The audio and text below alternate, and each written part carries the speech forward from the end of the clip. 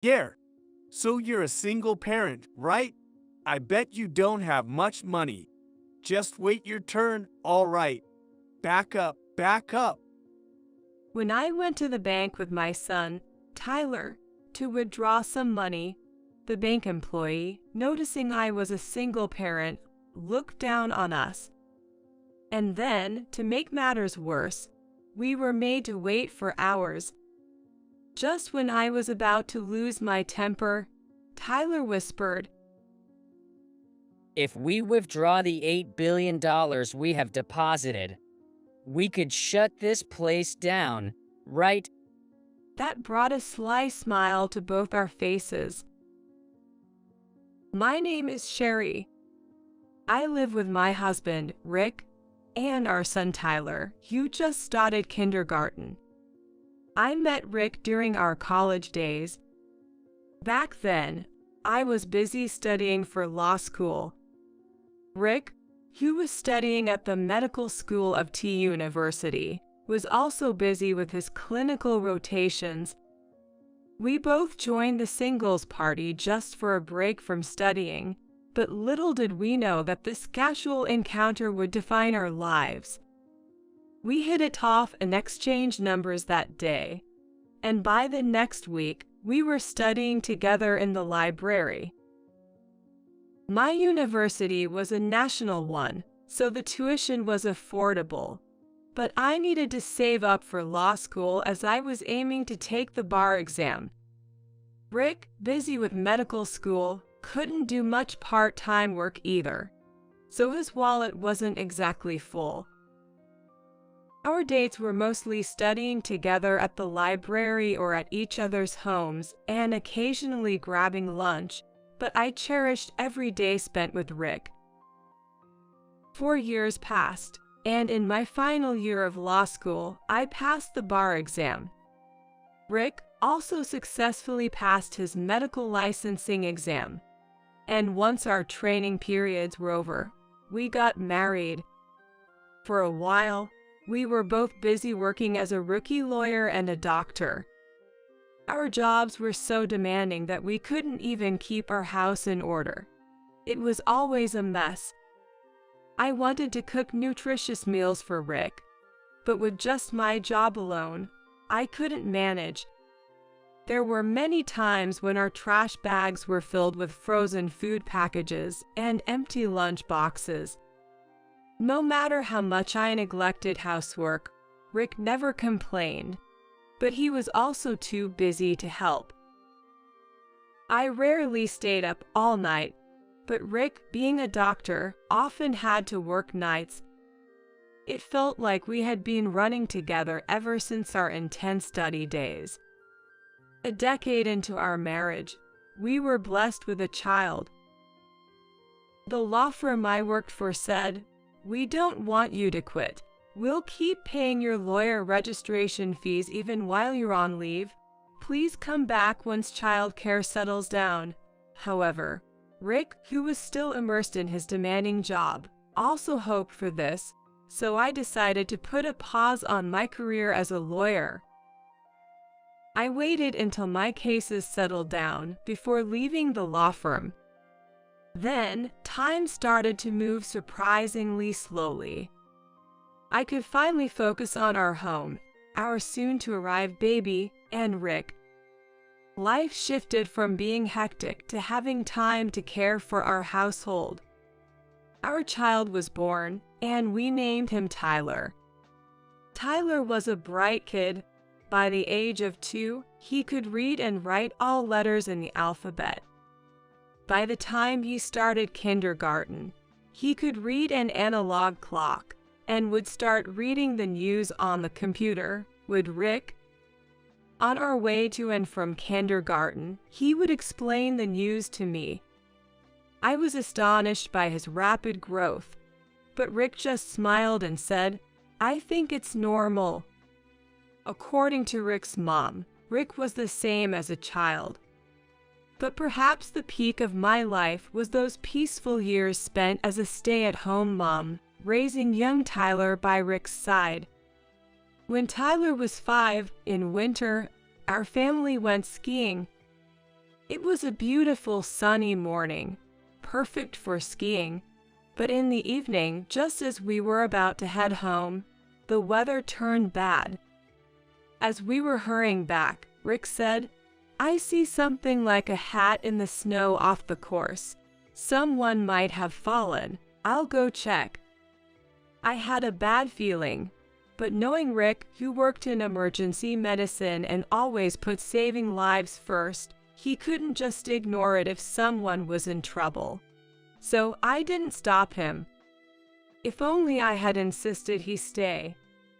But it's too late for regrets now.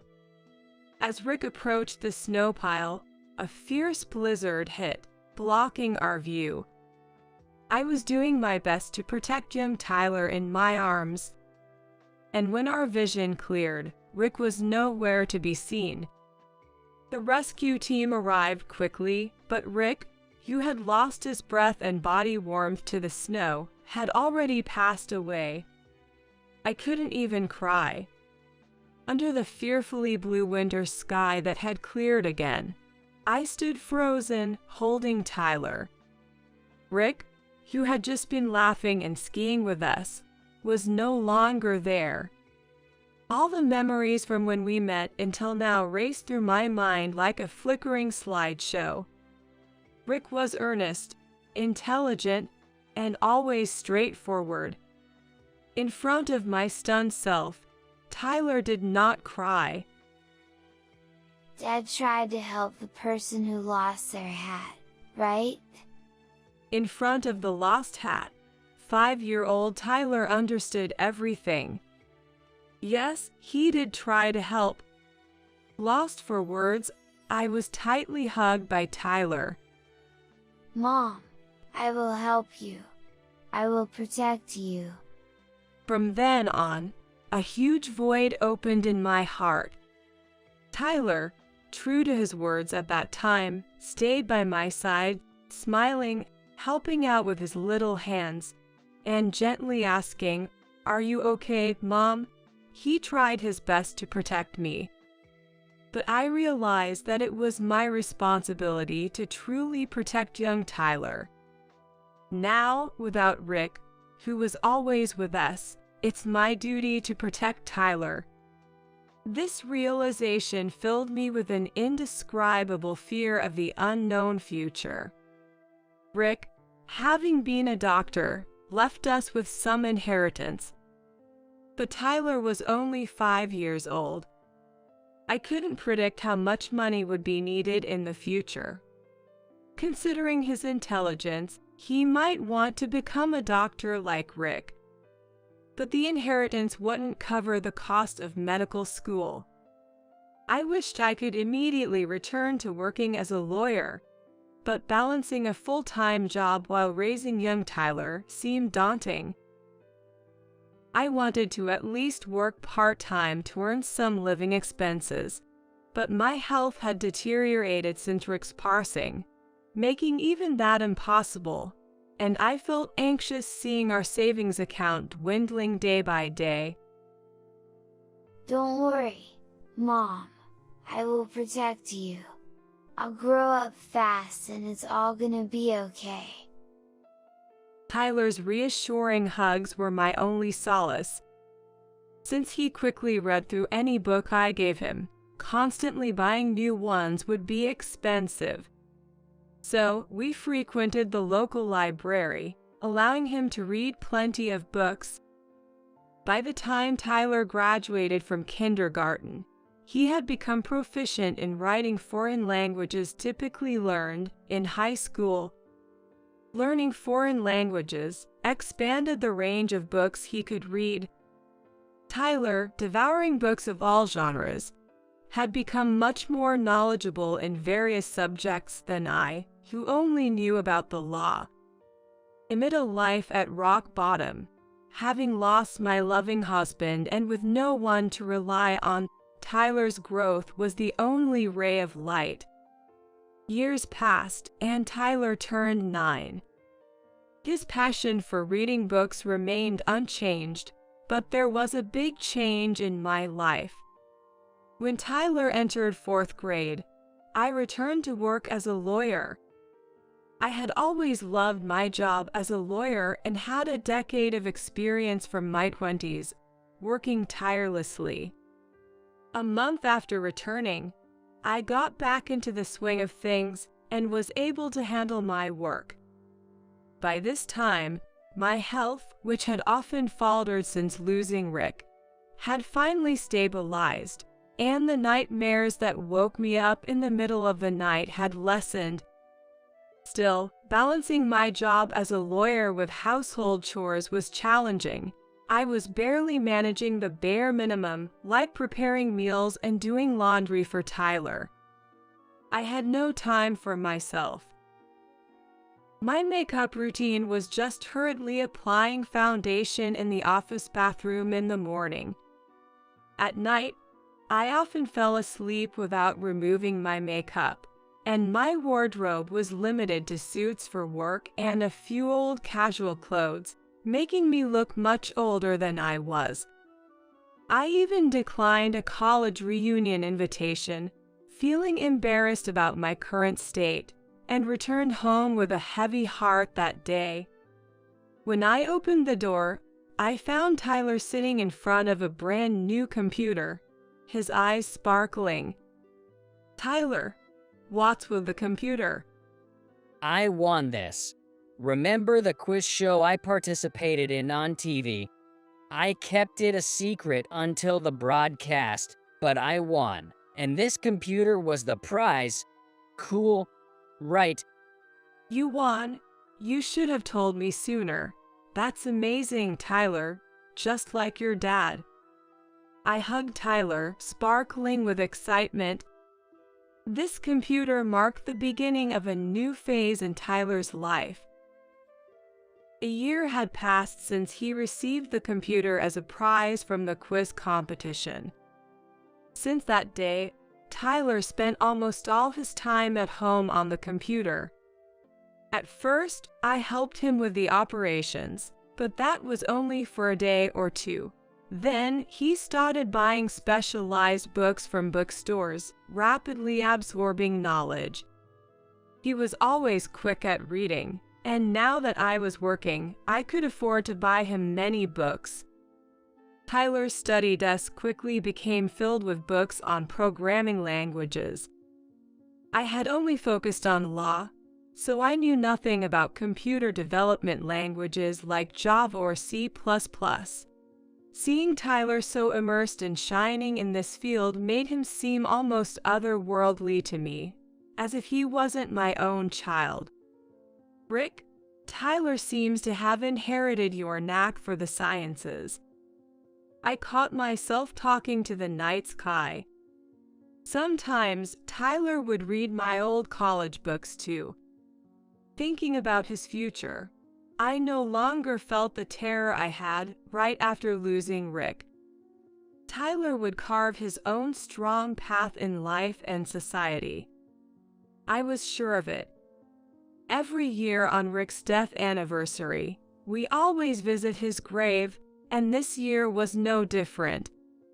While walking to the bank to withdraw money for Tyler's new computer, a man suddenly bumped into me from behind, causing me to nearly lose my balance and fall.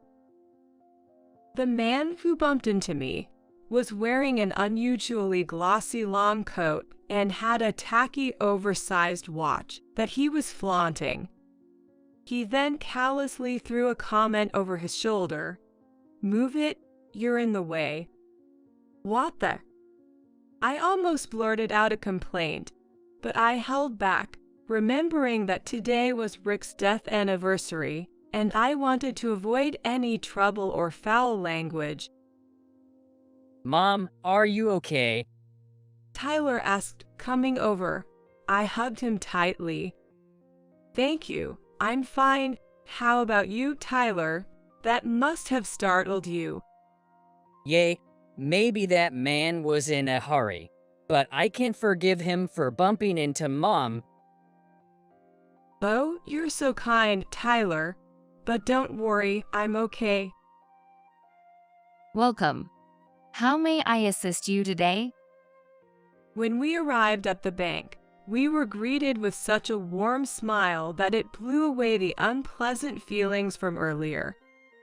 The receptionist, Cindy, as her nameplate read, listened to our needs, quickly prepared some paperwork, and handed us a number.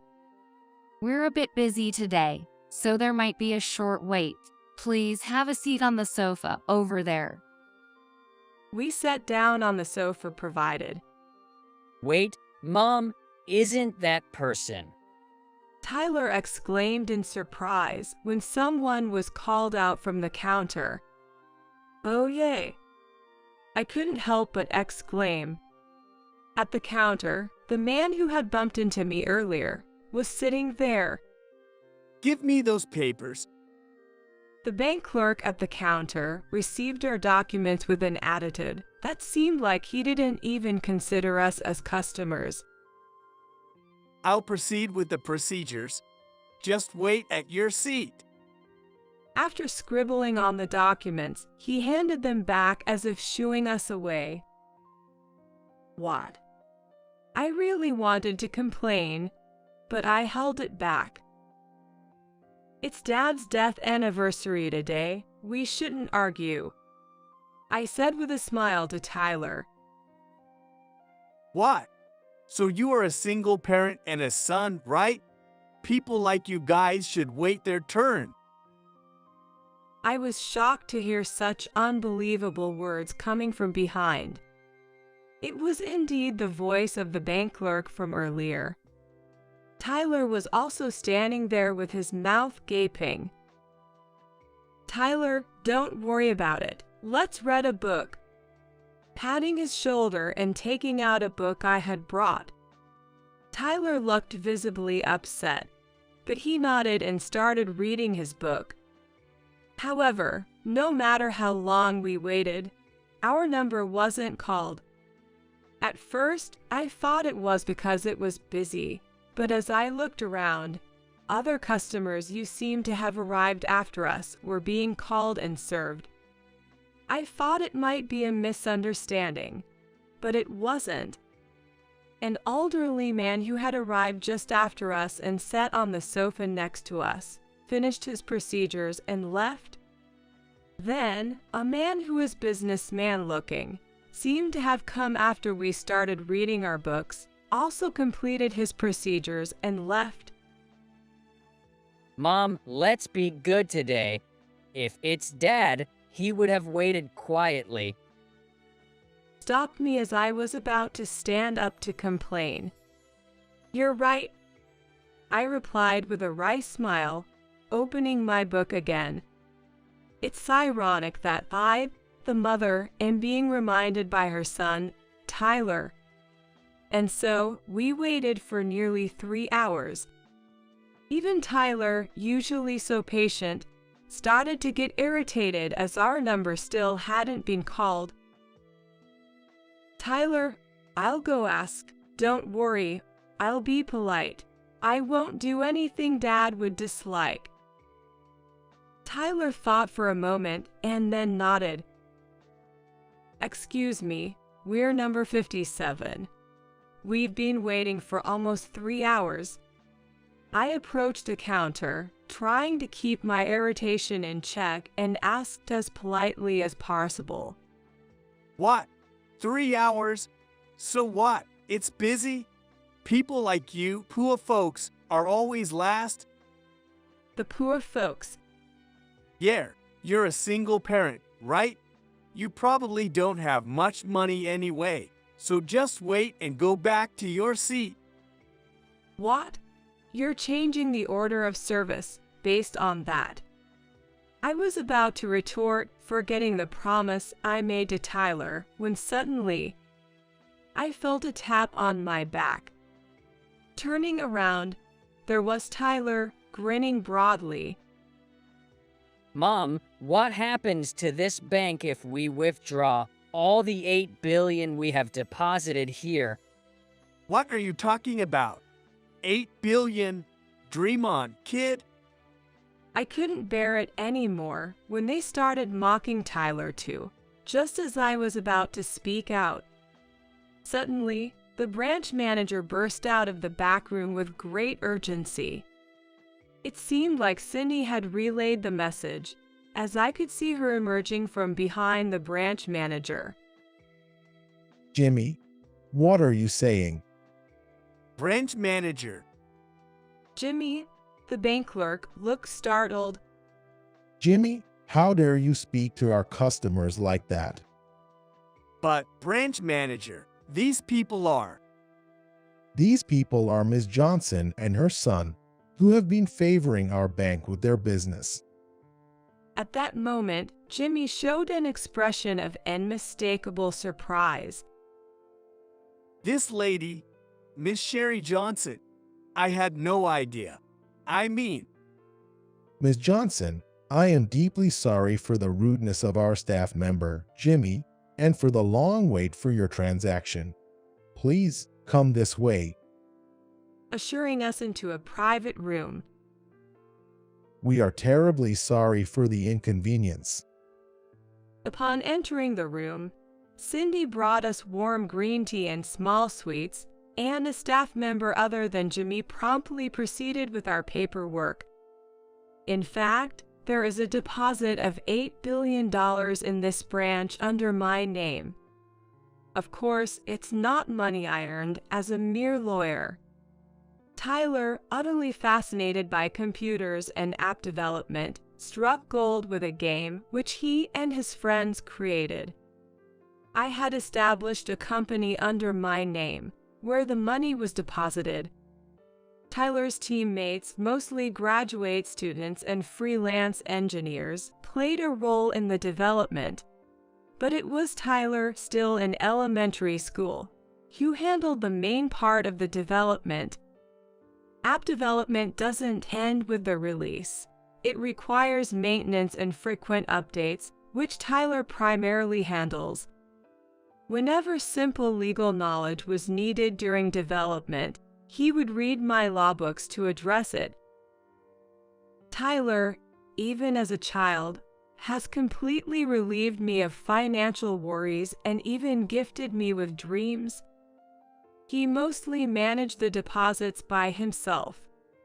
However, since bank transactions are mostly done online, we seldom visit the bank in person. Moreover, I usually stop by the bank in the middle of work, dressed in formal suits. Also today, we wore casual attire, so that's why Jimmy didn't recognize me.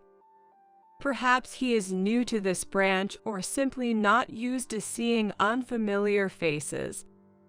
Regardless, it's outrageous and highly disrespectful to treat customers differently based on their appearance. We requested the branch manager to retrain Jimmy for the sake of other customers, and then left the bank. At the cemetery, I talked to Rick's grave about today's events with Tyler. Unlike me, who tends to complain, Tyler always remains calm and subtly supports me. I also talked about the game app again, which I've been doing every visit. Rick, Tyler's game, it's been half a year after its release, and is still gaining subscribers. Every time we release new skins or items, they have the best sales record. Tyler wrote the main codes for all of them. But I can't draw, so Mary does all the art. Tyler said happily. He loves computers and books so much, and it makes him difficult to make close friends at school. So working with his older teammates, helping each other to create something, must be especially enjoyable for him. He told me, I can't discuss coding with my school friends, but with my development team, I can talk about even the most complex topics. He's even studying a new language now. As I reported with a smile, Tyler happily waved his hand and said, Dad, I'll definitely protect Mom. It was really hard when you left us, but it made me want to work harder to protect Mom. That's why I thought of making an app. and got motivated to write better code and study more. I feel like I am who I am today because of you, Dad.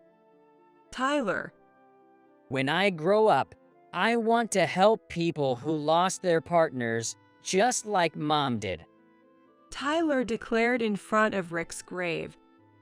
He studied hard in middle and high school, keep maintaining top grades, and went on to the School of Pharmacy at the same university as Rick. He passed the bar exam and the medical licensing exam while still in university. Tyler passed the national medical exam at the same time as his graduation.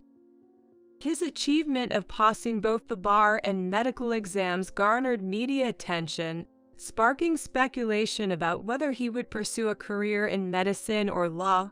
However, it seemed he had always planned to continue with the company he started. The company, which he founded in elementary school through the development of a game app, had been mostly inactive after middle school. But he decided to restart it in earnest after graduating from university. He then made a conscious effort to employ single parents at his company. I also left the law firm where I worked and joined Tyler's company as the legal affairs manager. I was thrilled to use the knowledge and experience I gained over the years as a lawyer in my son's company. Moreover, due to the company's policy of employing many single-parent, overtime work was basically prohibited. This allowed me to return home on time every day and slowly take care of household chores. Although I love legal work, having time to relax and focus on my personal life also seemed necessary. About a year after Tyler restarted the company, he mentioned that Cindy, the woman who had helped us at the bank that day, had come for a job interview. It had been over a decade, but the moment they met, both instantly recognized each other with a "It's you" from that time. Apparently, the rude bank employee, Jimmy, was fired after the incident. Cindy, who had been harassed by Jimmy and had already submitted her resignation, also left the bank. Since then, as a single parent with a daughter, she had faced many challenges, but those days finally came to an end. Cindy, always considerate and capable, became an indispensable executive secretary at Tyler's company. Tyler, Cindy, her daughter, and I go out for dinner once a month. When the alcohol starts to hit, Tyler often says, "Truth is indeed stranger than fiction and the most exciting." It seems that Tyler, who never had any romantic rumors, had even invited Cindy's daughter to dinner. She also seemed surprisingly interested in him. Life is truly unpredictable. Today, as I headed home in the sunset after work, I spoke to Rick in my heart. "Rick, please continue to watch over Tyler and me." Then, it felt like the first star twinkled in response. Wearing my brand new suit, I was sweating heavily. Each word from the interviewer was utterly simple, yet being under such scrutiny made my mouth move as if it belonged to someone else. Why didn't you think about going to college? That's because, I wanted to spend that time on programming. So you just wanted to do what you like, right? The intellectual interviewer snorted and said that. I had no response. Just a sense of regret and humiliation came over me. "I'm sorry." As I apologized quietly, the interviewer said with a look of disdain, Incompetent people are not accepted. You may leave now, please. I couldn't even submit the detailed documents of the software I had developed and brought with me, too scared of what had transpired. Incompetence remains incompetence after all. I hung my head, greeted the interviewer, and left the room. My job hunt was proving to be a tough journey. That's what I thought until that moment. My name is Michael Johnson, and I'm 21 years old. In middle school, I got hooked on programming after playing around with a computer belonging to my uncle. If that's what Michael decides, then it's fine by us. My parents adored me and didn't scold me when I told them I wouldn't be going to college after high school. I'm a baby in my parents' size. It doesn't matter how old I get. While it seemed like my friends were all going through rebellious phases and clashing with their parents, I could never bring myself to strongly oppose my kind parents. Perhaps as a reaction, whenever I felt discontent, I'd throw myself into programming with a passion. When I was in front of my computer, I'd become utterly absorbed. All my worries would vanish, and I'd be filled with hope and exhilaration. The fewer days I went to school, the more I dove into programming every day. That's how I started creating simple games and social networking sites. Whenever an idea came to me, I'd try to create it on the spot. I continued living like that for a while. Every time I received feedback from users on my projects, I felt validated in my efforts. I'm not sure what kind of job I'll end up in, but if I could continue doing this, it would be my dream come true. This is my calling. That day too, I woke up past noon, having skipped school. I turned on my computer even before putting on my glasses. As soon as it finished booting up, I sat up, still tousled from sleep, and peered at the screen. Then, I saw an email had arrived. The moment I saw the sender, my body tensed, and I broke out in a sweat. This can't be real, a prank or a mistake. My sleepiness vanished instantly, and I decided to go downstairs to the living room to calm down. Good morning, Michael. Do you want for breakfast? I was thinking of preparing lunch in about 30 minutes. My mom, nibbling on some crackers while reading the newspaper, and my dad, clipping his nails on the porch. Looking out the window, I saw a plane floating in the cloudless sky. Hey, Michael, it's a nice day again today. My dad, with his hair streaked with gray, turned around and smiled. I used to be told I looked like my mom, but lately, it seems I've started to resemble my dad. Mom, I'll pass on breakfast. Can I get a coffee? Mom smiled warmly and headed to the kitchen, humming a tune. Even as I waited for my coffee, I couldn't stop thinking about that email. I'm just going to the bathroom. Leave the coffee for me. I decided I had to check it again. Without waiting for my mom's response, I dashed up the stairs to my room. I hurried to my computer and read the email again carefully. It was indeed from a well-known Japanese IT company that I recognized. The email was written in more polite English than I'd use. Can't be real. They wanted to buy my site, which I released 2 years ago, dedicated to a nerd community. It's a social site dedicated to the nerd community. I had noticed an increase in foreign users recently, but was it becoming popular overseas too? The email mentioned they wanted to discuss directly. My mind was completely overwhelmed. Feeling dizzy, I decided to go back to the living room. What's wrong, Michael? You look pale. Do you have a stomach ache? It's not that. Something big has happened. Something bad? My mom, who had been reading the newspaper, looked at me worriedly. Actually, one Japanese company wants to buy my site.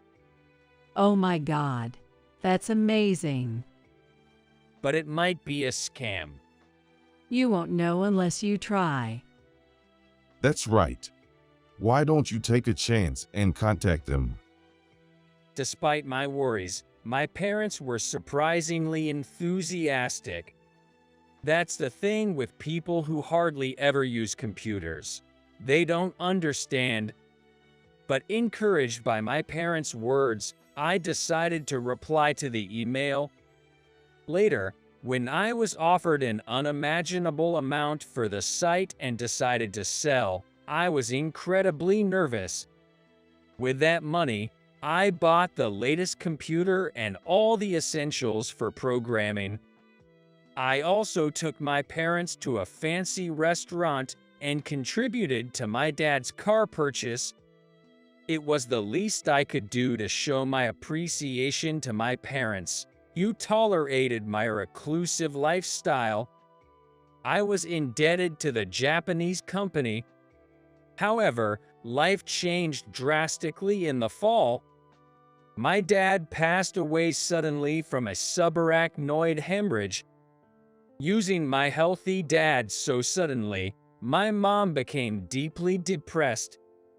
Of course, so did I. Was that tough for you? So, does that mean you, Abbas, need to start exploring the outside world soon? As a naive person, I talked to a friend I met on the internet who I didn't even know. Black Cat is the handle of the friend I connected with through a hobbyist online game. By the way, Abbas is my handle name. We mainly talk using chat, and from what I can tell, Black Cat is a man. Though I've never asked his age. He's probably older than me. Yo, it would be great if there's a company out there willing to hire me.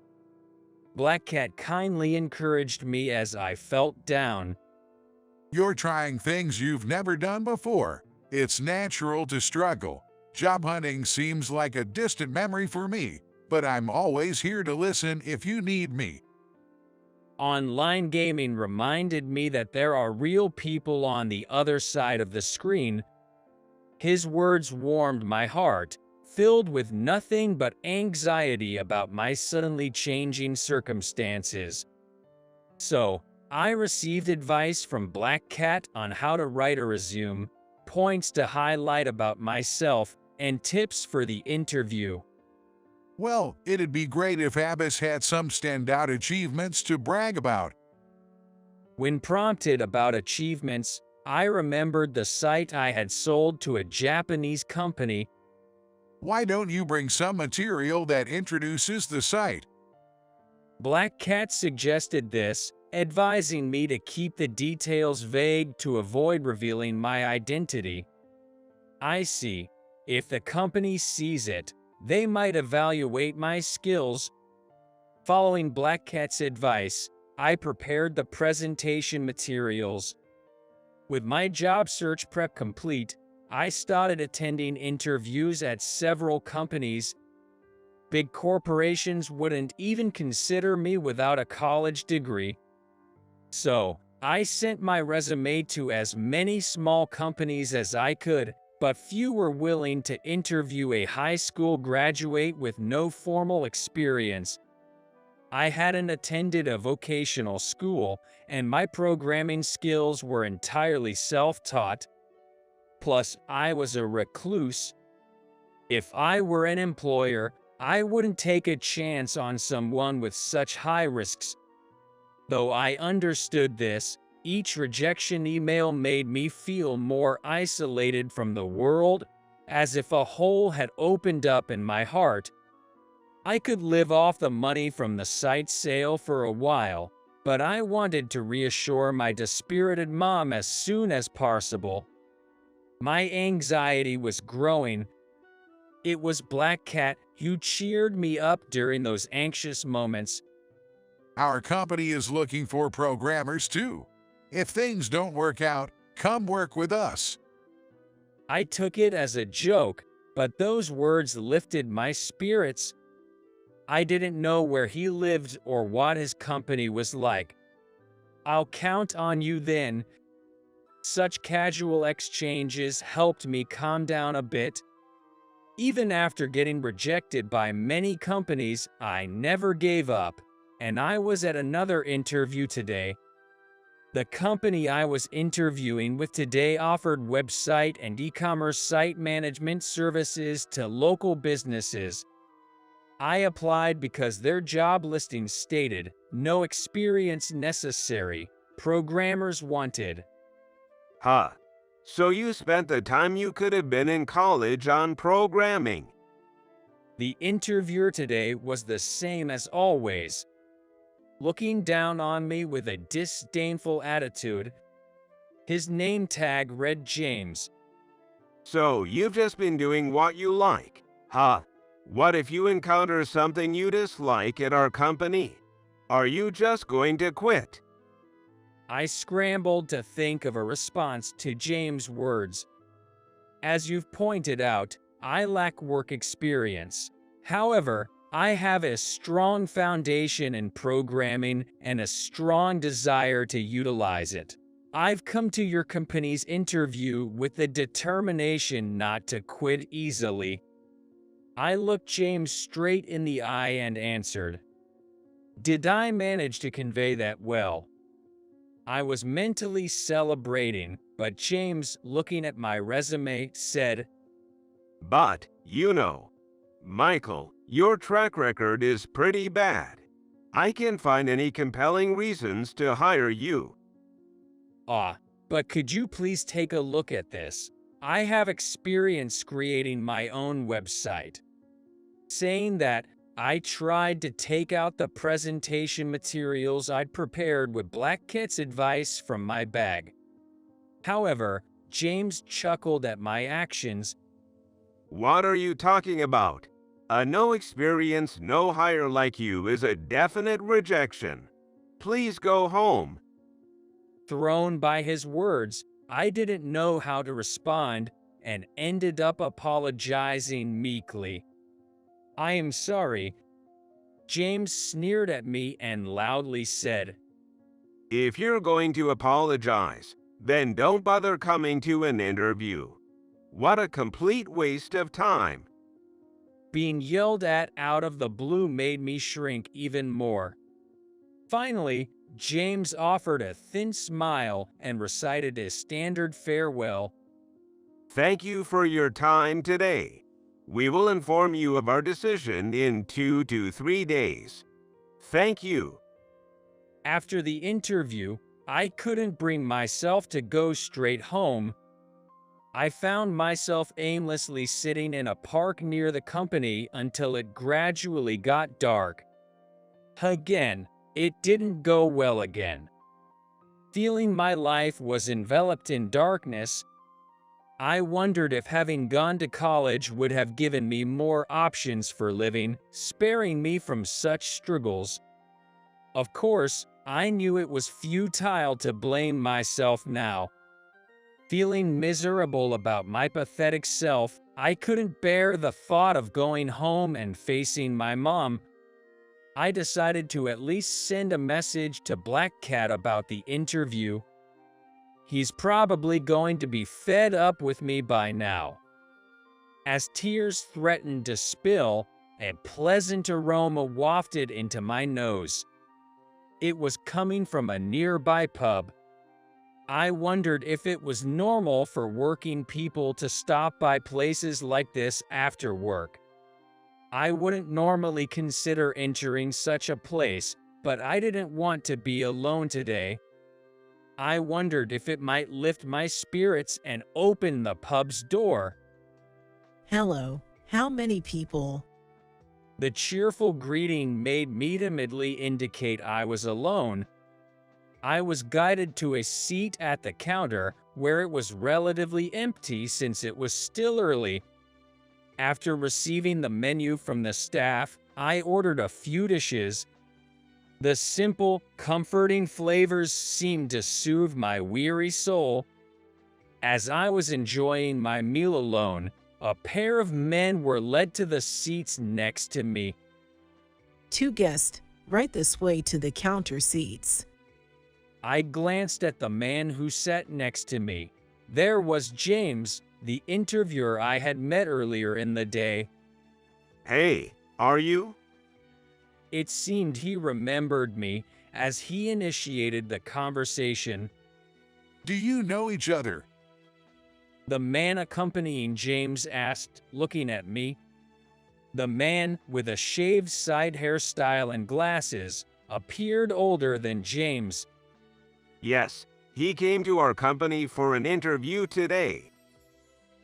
So you're into programming too, huh? Yes, I am. I responded, but recalling the day's events made me unintentionally curt. Undeterred, the glasses-wearing man continued to engage me. Did you study at a vocational school? Come on, Tom. That almost sounds like another interview. His interview is already over. Oh, that's right. Sorry. The man, referred to as Tom, apologized lightly. Well, I didn't pass anyway. I laughed self-deprecatingly. Is that so, James? When Tom asked, James smiled and said, Well, yeah, I mean, he's a high school graduate with no work experience. Plus, he's self-taught in programming, and even mentioned making his own website. Remembering the interview, I felt a tightness in my chest. However, upon hearing this, Tom unexpectedly said, A website you created yourself? Can you tell me more about it? Surprised by Tom's forwardness, I decided to show him the presentation materials I hadn't had the chance to present during the interview. Tom took it and looked over it with enthusiasm. Is this the site you sold to a Japanese company? James looked confused next to an excited Tom. The site I had sold was now a top-ranked, well-known site in Japan. It has grown from a nerd community site to a reputable social networking platform recognized in Japan. I couldn't hide my surprise at its success. Anyone who has ever aspired to be a programmer would have heard of this story at least once, but I never imagined a person behind it would come to our company for an interview. What's your name? Michael Johnson. That's it, no doubt about it. While Tom spoke excitedly, James looked visibly uncomfortable. Then Tom said to James, You've rejected such a talented person. Just by looking at these materials, anyone could see what kind of person he is. What exactly are your criteria for interviews? Oh no. James went pale as Tom's intensity grew. James, maybe you've been letting talented people slip through all this time. If that's the case, you're definitely getting fired.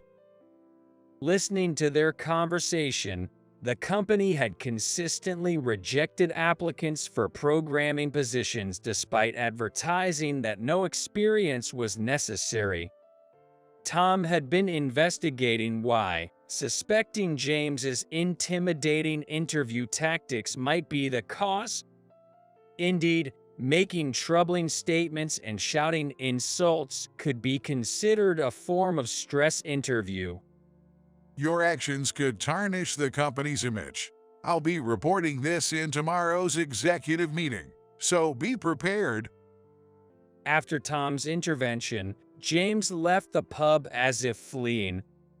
Thanks to Tom, I was successfully hired.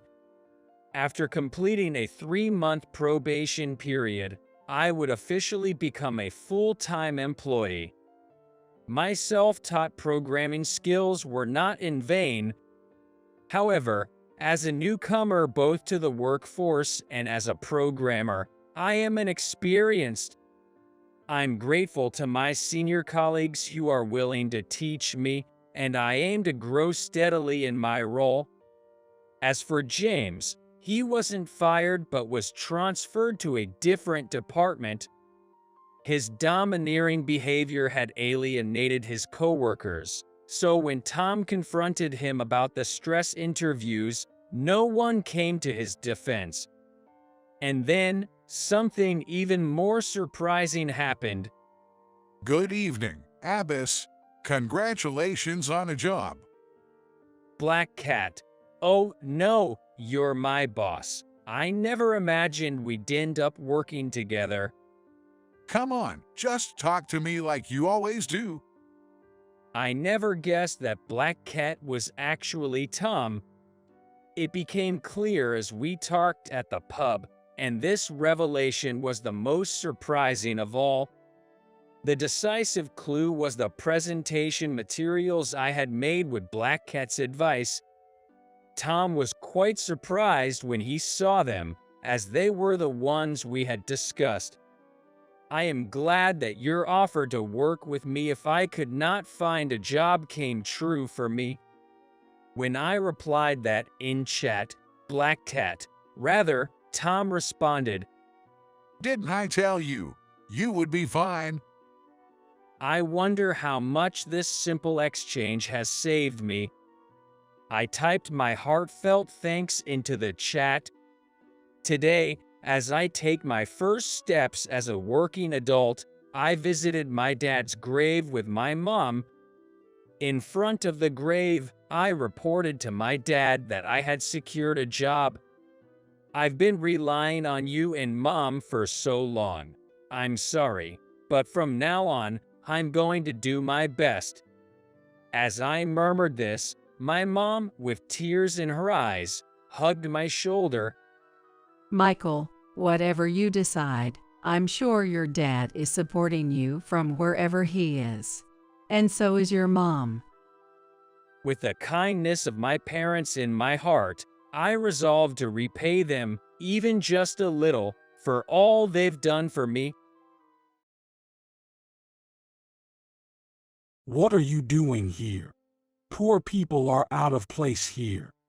Ronald, the sales director from Sunrise Systems, MOCKED, is the president of Henderson Industries out of place at a networking event for a system development company. Mike, the programmer next to me, is visibly annoyed.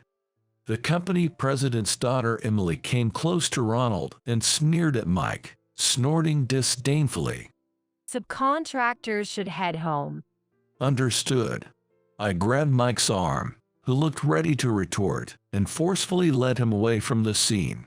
This networking encounter is proving fruitful, as I'm now about to finalize a significant consultation.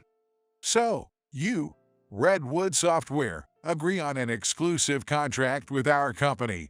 Looking forward to working with you.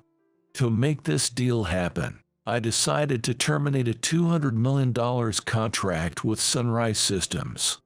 We proceeded solemnly and all signed a contract together. My name is Thomas Henderson. I'm 42 and the president of Henderson Industries, a system development company. When talking about my background, my father's influence is indispensable. Henderson Industries, founded by my father, initially focused on developing computer software.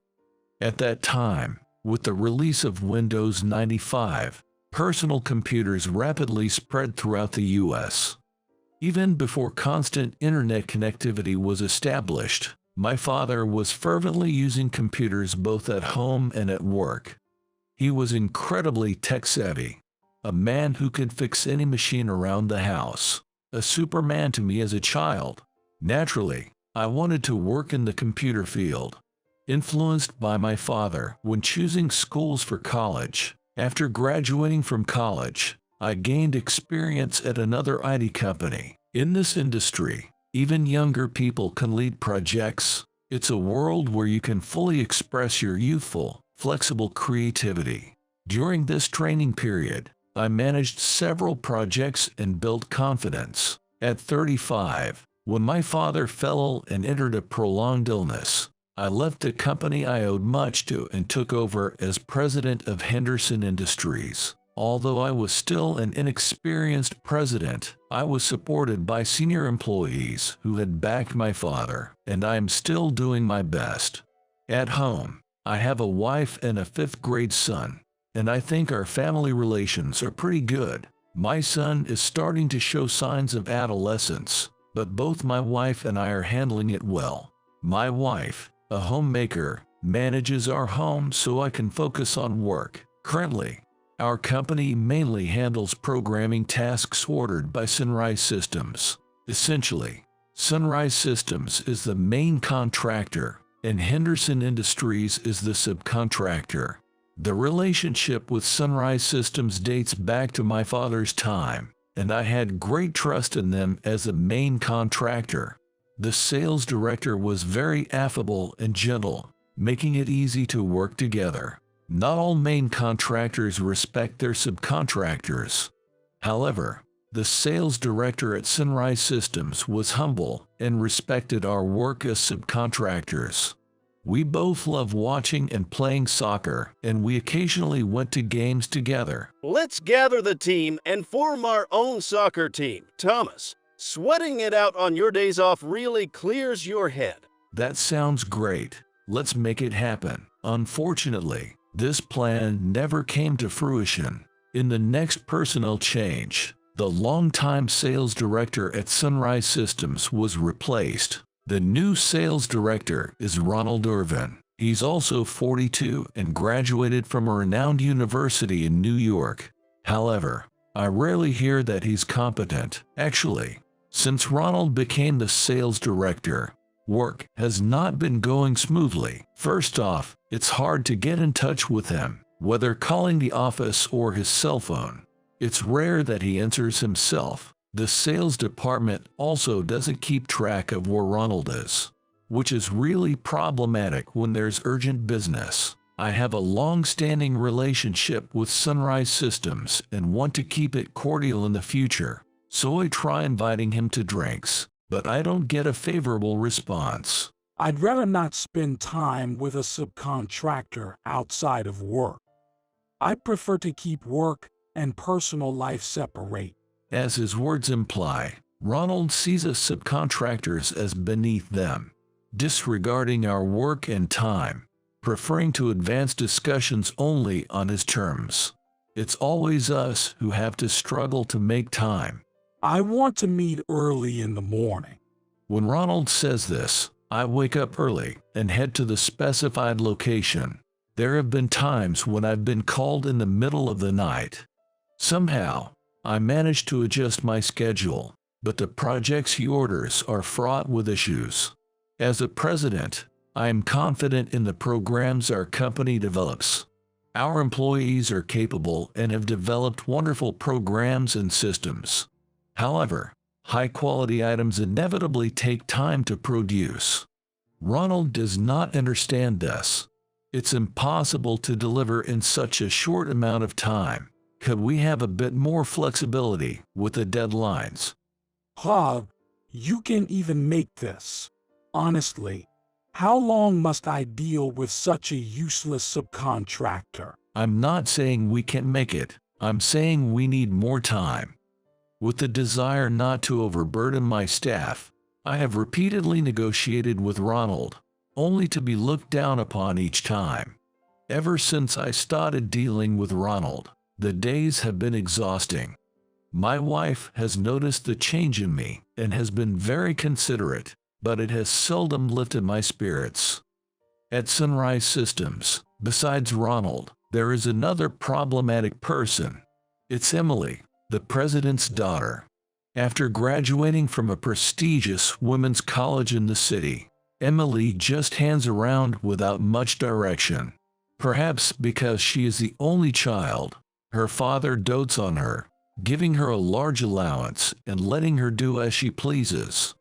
If it doesn't affect our company, then there's no problem. I wouldn't mind her doing whatever she wants. However, Emily tends to meddle in our company's affairs. A significant reason for this is the presence of Mike Tyson, a 24-year-old genius programmer at our company. Since his student days, Mike has been a standout, winning IT contests. What path he would choose after graduation was of keen interest to the higher echelons of IT companies like ours. There were apparently offers from various companies.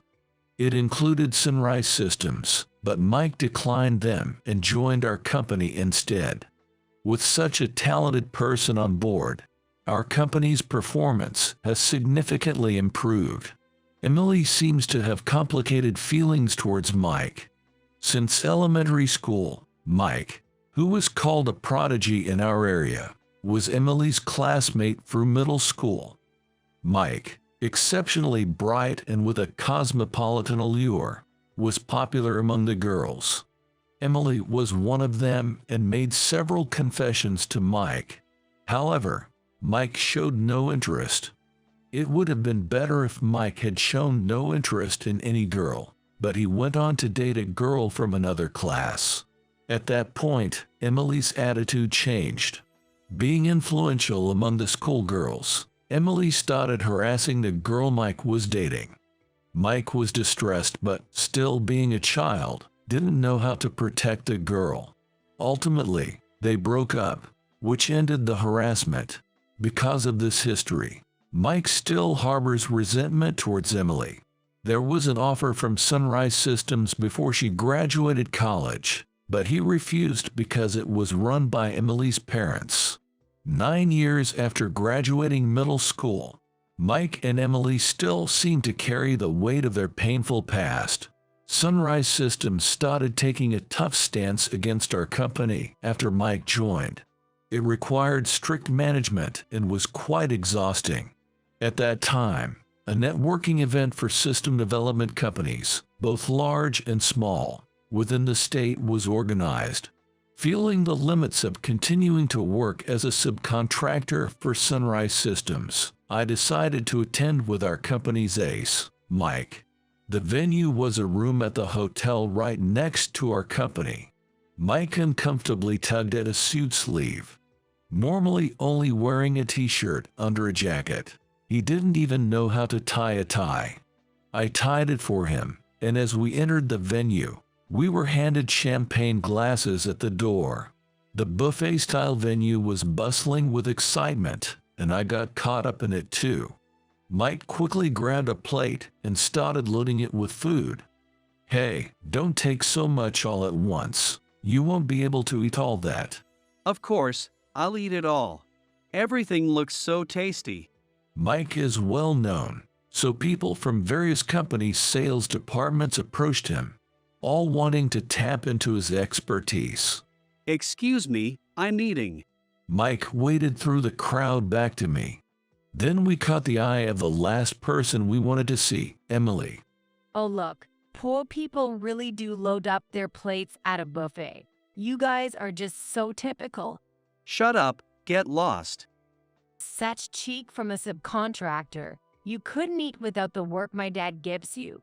We knew Emily's character well from our long association with Sunrise Systems. Find one mistake, and she'd make a huge fuss like she's caught a demon. Then Ronald, looking for Emily, came over. "Ronald, look at this, the poor filling their plates like that. It's disgraceful." "What are you doing here? Poor people really don't belong." Ronald immediately started mocking us. "So, the president of Henderson Industries is out of place at the networking event." Mike by my side frowned. Emily came close to Ronald and sneered at Mike, snorting disdainfully. "Subcontractors should head home." Understood. I grabbed Mike's arm, which seemed ready to retort, and forcefully pulled him away from there.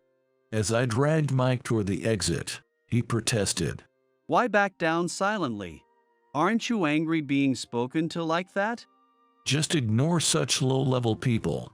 So, we don't have to deal with them anymore?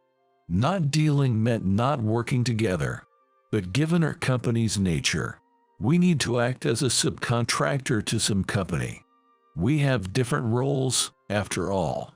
Yet, I feel the same. I don't want to work with a main contractor who looks down on us just because we're subcontractors. At that moment, I felt a light tap on my shoulder and turned around. It was Kevin Redwood, the president of Redwood Software.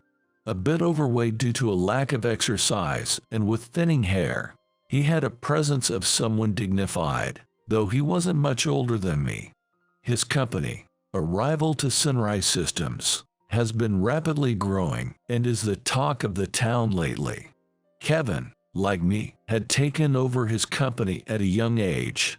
We hadn't worked together much, but we shared a kindred spirit. He has a warm and approachable demeanor that makes people smile instantly upon greeting him, and I've never heard of him causing any trouble with his peers in the industry. I've always been interested in Redwood Software, but due to our relationship with Sunrise Systems, I hadn't been able to delve too deeply into discussions with him. I gave him a polite smile. Mike was zoning out, so I placed my hand on his head and pushed it down to make him smile as well. Thank you for your continued support. It's been a while, hasn't it? Oh no, the pleasure is mine. But Thomas, are you leaving already? No, that's not the case, I stammered. Kevin then spoke up again. I heard about your talk with the director from Sunrise Systems. That means there might be a chance for us too. Could I possibly interest you in hearing about our proposal? Let's go to the back. There are some chairs there where we can sit. That sounds good. And so, we moved 3 chairs close together in a corner of the venue and sat down. Would you consider signing a contract with us? Your company is well known for the quality of its systems. We are planning a major new product and would really like you to be part of it. I appreciate that. Depending on the details of the project, I would certainly like to consider it if we can be of help. If we could team up with Henderson Industries, renowned for having the golden egg mic, the success of this major project would be nearly assured. We would very much like to contract with your company. Mike seemed even more interested than I was. According to Kevin, if this project materialized, Mike's role would be significant. Truly, it would be a fulfilling job. This project will also involve companies from India and South Korea. It will be a collaboration among 3 countries. We need to compete on a global scale to survive. India and South Korea are advanced in IT, so interacting with people from these countries could open new worlds for our young employees. I'm already very interested. However, participating would mean we'd have to terminate the contract with Sunrise Systems, which would be our competitor. I was torn. We've been working with Sunrise Systems since my father's time. It's not easy to just cut them off, because we don't get along with the current sales director. If we continued the contract, it would be worth about $200 million. But this was a moment for a decision. What decided it was Mike's words. I don't want to work for such people. Let's cut ties with Sunrise Systems. You're right, Mike. Let's end it with Sunrise Systems, and please contract with our company. Thank you very much. I expressed my appreciation again. Thanks to attending this networking event, a new world has opened up before us. Facing a large project spanning 3 countries, naturally, I feel more committed. Mike is all geared up and even urging me to sign a contract soon. Before signing a contract with Redwood Software, I had to terminate our contract with Sunrise Systems. Admittedly, my feelings were complex. I was about to sever a contractual relationship my father had worked hard to establish. Yet, I knew it was necessary to move forward. Sunrise Systems would face a total loss of $200 million if they terminated our contract. It would be impossible for any other company to deliver programs of the same quality as ours as a subcontractor. But that was not my concern. A week later, Everything was prepared, and we were about to finalize a major business deal. That morning, I called Sunrise Systems to cancel all our contracts. The employee who answered the phone panicked and said they would transfer me to a manager and asked me to wait. Not again. Waiting for a call back that never comes. I thought to myself, enough is enough. So, you ignore us all this time. And now when I want to cancel the contract, you ask me to wait. My decision won't change. Please inform your sales director. Goodbye. Without allowing for any response, I hung up the phone. Meanwhile, Kevin, along with 2 of his employees including his secretary, visited our company. We politely greeted them and led them to the reception room. At Mike's insistence, he joined a contract meeting. Kevin's secretary quickly spread out the files, which included documents in Hindi and Korean in addition to English. Given that the project involved companies from India and South Korea, it was not surprisingly with Hindi or Korean script. In spite of the different languages spoken in our respective countries, it's important for us to try learning each other's languages. Maybe I should study a language myself. But having interpreters would ensure more accurate communication, right? I think we'll have more opportunities to use other languages than English in future communications. It might be good to hire some staff who are proficient in these relations. We still have plenty of time to prepare. Let's get ready gradually. Indeed, in today's world, you can expand globally without knowing at least some other languages. I'll start looking for good talent right away. The role our company would play in this project was significant. I had to ensure its success. So, are you agreed on an exclusive contract with us, Redwood Software? Please, let's look forward to working together. We proceeded solemnly, and all of us signed a contract. Mike, eager to capture the moment, raised his smartphone. He took several photos of Kevin and me shaking hands, nodding in satisfaction. This looks like it's going to be great work. Thank you. Involvement in this project would undoubtedly transform Mike. I was becoming increasingly excited about the future. At that moment, my smartphone in my breast pocket rang. It was Ronald calling. I heard you want to cancel the contract. Are you sure you'll be okay without us? Without our programming contracts, your company might struggle, you know. Thank you for your concern, but we're fine. We've just signed a contract with Redwood Software. I would have preferred to hear your response first, but as usual, you seem too busy. Ronald suddenly sounded panicked. A contract with Redwood Software? Why would you do something like that so suddenly? I can't work being demeaned as poor anymore. It's a matter of my pride. Oh. Ronald choked on his words. Everything changed after that networking event. We had connections with your company since my father's time, but I won't continue to work with someone who treats us like poor people. Don't say it's convenient for you after all the insults. It was just a little joke. If that was a joke, it's an extremely poor taste. Goodbye then. Ronald was shouting something, but I hung up without caring. Kevin, looking anxious, asked me. It seems they haven't accepted it yet. They might come here, you know. They were quite upset, so they might indeed come. But don't worry. We have a contract with Redwood Software now. Whatever Sunrise Systems says, we won't accept it. Are you sure we're okay? I nodded emphatically. Finally convinced, Kevin and his team left. Just as they did, Ronald showed up. Seeing me near the company's reception, he immediately said he was sorry. Please, this is how it is. I apologize for any past rudeness. So please, cancel the contract with Redwood Software. No matter what you say, it's too late now. Do you understand how much humiliation we've endured?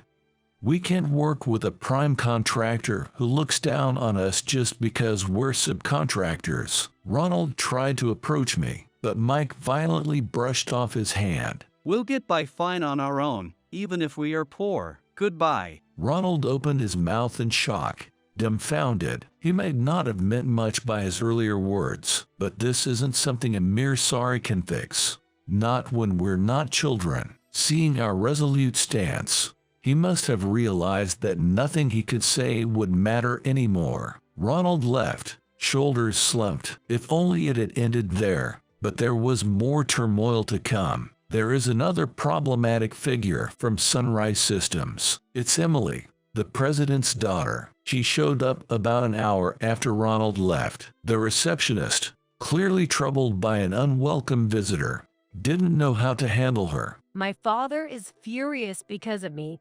Please sign the contract again. I told the troubled receptionist to step back and approached Emily. Mike said he doesn't want to work because of you. Isn't it true that you harassed him back when you were classmates? But he never understood my feelings. Such a childish retort. I shook my head in exasperation. Ronald and Emily, when will they outgrow their student mentality? As professionals, it's basic to respect time and not act selfishly or look down on others. Certainly, the incident at the networking event was a catalyst, but it was really a culmination of many small issues that led to this situation. Then, unbelievably, Emily also offered a sincere apology. Please re-sign the contract. If not, I won't be allowed back home. That sounds like a chance to live on your own, I thought. Born into a wealthy family and doted on as an only daughter, it's no wonder she might think too highly of herself. I bent down to Emily's eye level and spoke quietly. You're still young. Use this as an opportunity to change. Right now, no one will genuinely help you. Can I really change? Of course, you can.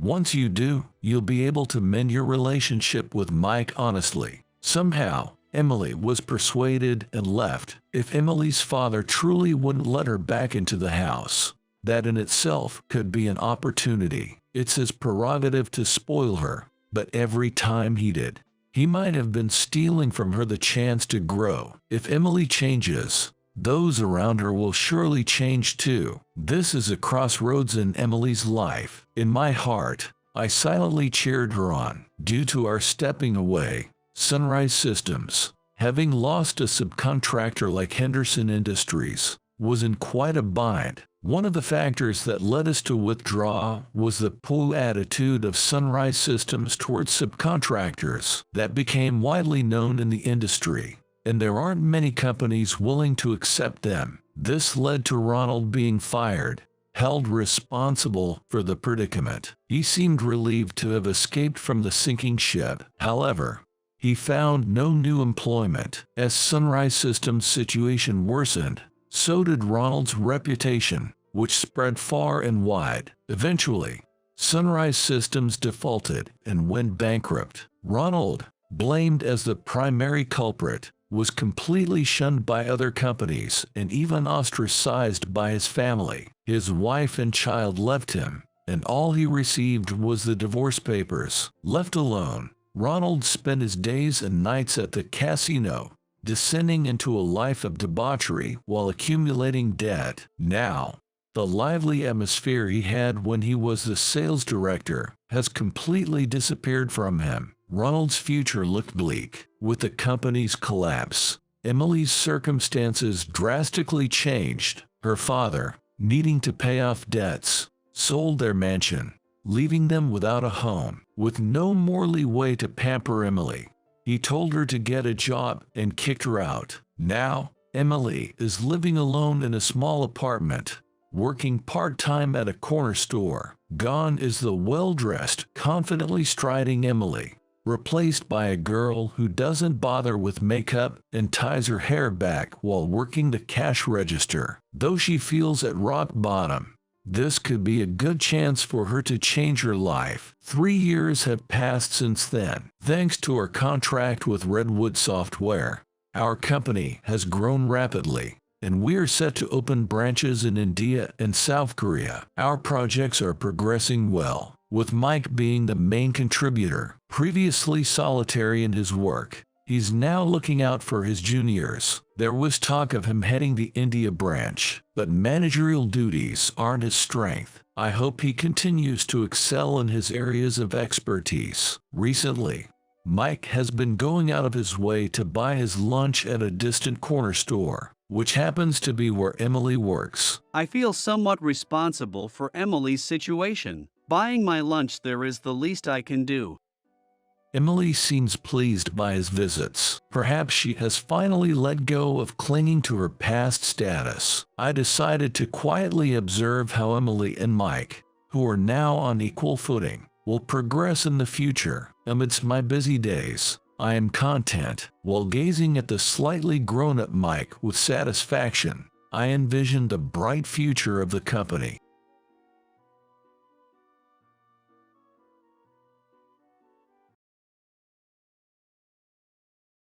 Hey Ryan, when you're doing sales, you always seem to be laughing it off. But now I get it. With just a high school dropout's brain, you can't really come up with any clever conversation, can you? Can't be helped, I guess. Because you're a high school dropout, huh? Sorry, my talk was too sophisticated for you to follow. My bad, I can't dumb it down to a dropout level. I was invited by a client to a mixer. However, once the client knew I was a high school dropout, they started looking down on me in front of everyone. I decided it's better not to stir up trouble and just let it slide for now. Yeah, well, that's how it goes, I said, and quickly downed my drink. But this seemed to upset the client even more. What's your deal? Acting all high and mighty for a dropout. Do you know who's responsible for you even having a job? I was stunned by their words. Does this person even understand their own position? Such an attitude towards me, your client. Remember, I can easily crush your little company. If you don't like that, apologize pitifully for your insolence. Empowered by alcohol, their true colors showed, and the other participants seemed taken aback by their arrogance. Then, either joking or serious, they leaned in to grab my head. Come on, apologize to me pitifully. Is he really going to make me apologize? Just when I was bracing myself, an unbelievable event unfolded before everyone's eyes. And that was the beginning of the end of the client's career. My name is Ryan.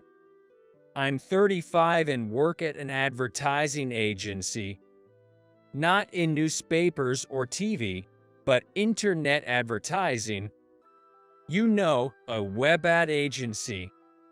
My main job is sales, working directly with clients, understanding their problems and budgets to offer the best solutions.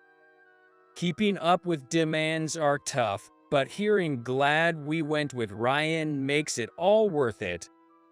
But I didn't start out here. In my senior year of high school, I lost my father in a car accident. After his death, my mom worked tirelessly to support me and my brother. Even then, it was tough to make ends meet. Mom worked multiple jobs, looking more and more exhausted each day. I couldn't stand the thought of losing her too. I have to save Mom and my brother. So, I dropped out of high school to work. Ryan, I'm sorry you have to go through this. It's okay, Mom. I wanted to work early anyway.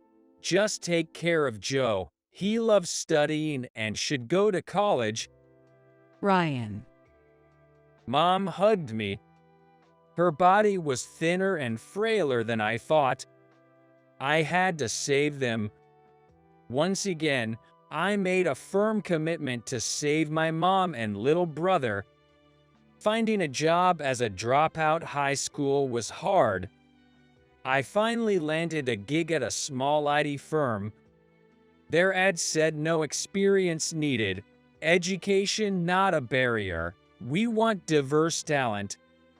With no tech skills, becoming an engineer was tough. I almost gave up many times.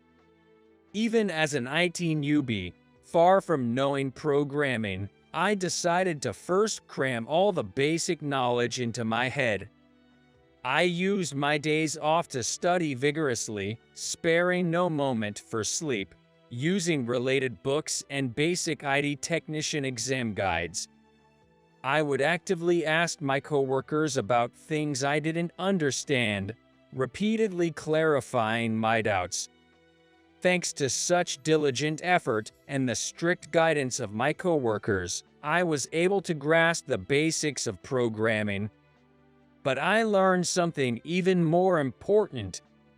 I used to think being an engineer was all about solitary work, glued to a computer, but it was not like that at all. Ryan, how's the progress? Almost done with the code. I'll help you with your part next, boss. Thanks. Please take care of this file.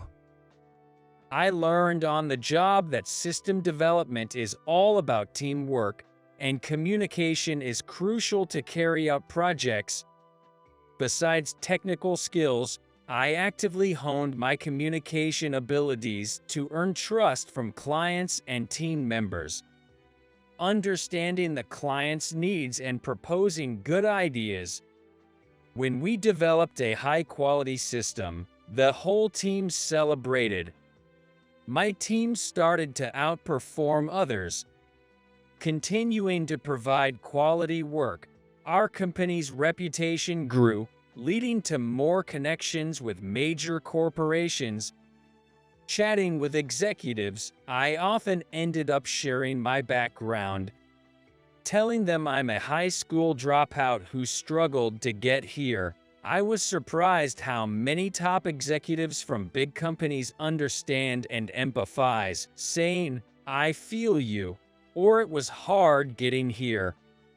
They appreciated my work, considering the adversities I faced. Thanks to that, I was able to steadily increase dealings with major corporations, earning a great reputation in the company. On a busy yet fulfilling day at work, I was headhunted by another company. After much thought, I decided to switch jobs. I believed it was a place to utilize what I had learned fully. This move became a significant turning point in my life. The new company, also in IT, wasn't as big as the previous one yet, but its vibrancy and potential for growth excited me. Ryan, we're almost at Company A. The voice brought me back to reality. Lost in thought again, I was in a taxi, on the way to meet a client. Daydreaming? The woman beside me, Emily, smiled amusingly. With her striking looks and tall, slender figure, she could be mistaken for a model by those who don't know her. She's a valuable coworker with extensive knowledge and experience in web advertising, often accompanying me on external visits. Sorry, I was zoning out. Just relieved about the recent deal getting finalized. I shouldn't be slacking, even on the job. Time to refocus. It's okay, but it's great that the contract with Company F went through. The boss sounded really happy over the phone. He's glad he trusted you, Ryan.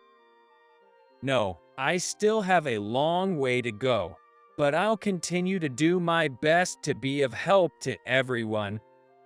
We got out of the taxi, arriving at our second client meeting of the day. I sighed inwardly. We had a smooth transaction and a good relationship with major company A, but things changed recently with the new contact person. His name is Michael, and I find him somewhat difficult to deal with. Apparently an elite graduate, He often boasts about his education and evaluates others based on their academic credentials, which tends to prolong meetings unnecessarily. Although I wanted to get to the main topic, I knew better than to offend someone so prideful. I decided to just listen and nod along to his story with a smile. Just when the meeting topic was wrapping up, Michael suddenly mentioned, "Hey, Ryan, I'm organizing a mixer next week. You should definitely come. It's a group dating, but we end up talking business most of the time. There will be folks from big corporations too, so it'll be a great networking event." I was invited, but honestly, I didn't want to interact with Michael outside of work. "Oh, and you should come too, Emily. I've been wanting to have a good chat with you at this opportunity," Michael said, grinning at Emily. It was unclear if he was trying to hide it or not, but his tone and gaze made his ulterior motives towards Emily quite obvious. Michael's fondness for mixers was well known, regularly hosting them and hitting on any woman he fancied. Thinking I couldn't let Emily attend such a gathering, I politely declined. "No, thanks, we're good." However, Michael replied with a look of disbelief. "Ryan, you really don't get it, do you? These social drinking events are where you build good relationships for future business. Understand, you'll miss out on great contract opportunities like this." He had a point, but I still wasn't keen on it. Surprisingly, Emily said, "I'll go. If I'm with Ryan, then..." I was shocked, while Michael looked pleased. "Great. Emily gets it. So Ryan, you're in too. Looking forward to it." And like that, Emily and I were somewhat coerced into attending Michael's group dating. In the taxi back, I checked with Emily to make sure she wasn't feeling pressured. "You can still back out if you want." It's okay. Like Michael said, you never know where a business opportunity might be. It's a bit daunting to go alone, but I think I'll be fine if you're there with me. Emily replied, smiling at me. Yay. I managed, feeling a sudden jolt, and quickly looked away. On the day of the group dating, we arrived at a fancy restaurant Michael had chosen.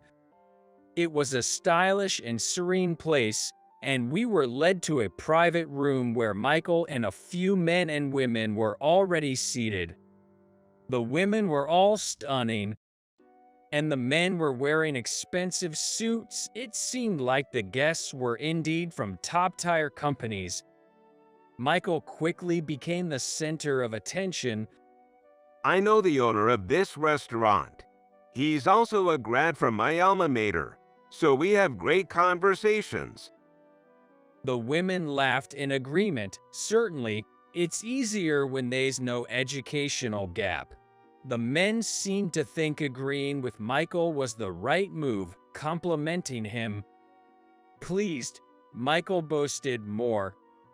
"Every time I mention my university at meetings, there are high expectations. But, being as outstanding as I am, I always exceed them." Emily and I exchanged glances, thinking, here we go again. Just another session of Michael's bragging. We decided to enjoy our meals and have a casual chat instead. Seemingly annoyed by our disinterest, Michael suddenly asked me, "By the way, Ryan, which college did you graduate from?" I answered honestly, not hiding anything. I didn't go to college. "High school graduate?" No, due to some circumstances, I dropped out of high school and started working. Then I moved to my current company. There was a moment of silence. Then Michael burst out laughing. You're joking, right? Ryan is a high school dropout, lower educated than anyone here. In this day and age, a dropout, that's like a living fossil. That's funny. His attitude towards me visibly changed, looking down on me. The other participants were whispering and chuckling uncomfortably. I can't believe our business partner employs a high school dropout. This could affect our company's reputation. As the alcohol started affecting Michael, he became more talkative and heated up. Ryan, you're always smiling and calm during sales, but I get it now. You're just covering up for your lack of confidence in sales talk, right? With just a high school dropout's brain, you can't really come up with any smart talk, can you? I always felt something was lacking. You just nod along to whatever I say. I see my talk was too complex for you to follow. Sorry about that. Can't dumb it down to a dropout level. Ha ha. Yeah, you're right. I was playing the role of a foil to him, but I decided it was better not to stir up trouble and just let it slide. The men who initially chuckled at Michael's remarks gradually began to feel uneasy as his insults escalated. However, there was one person glaring sharply at Michael. It was Emily.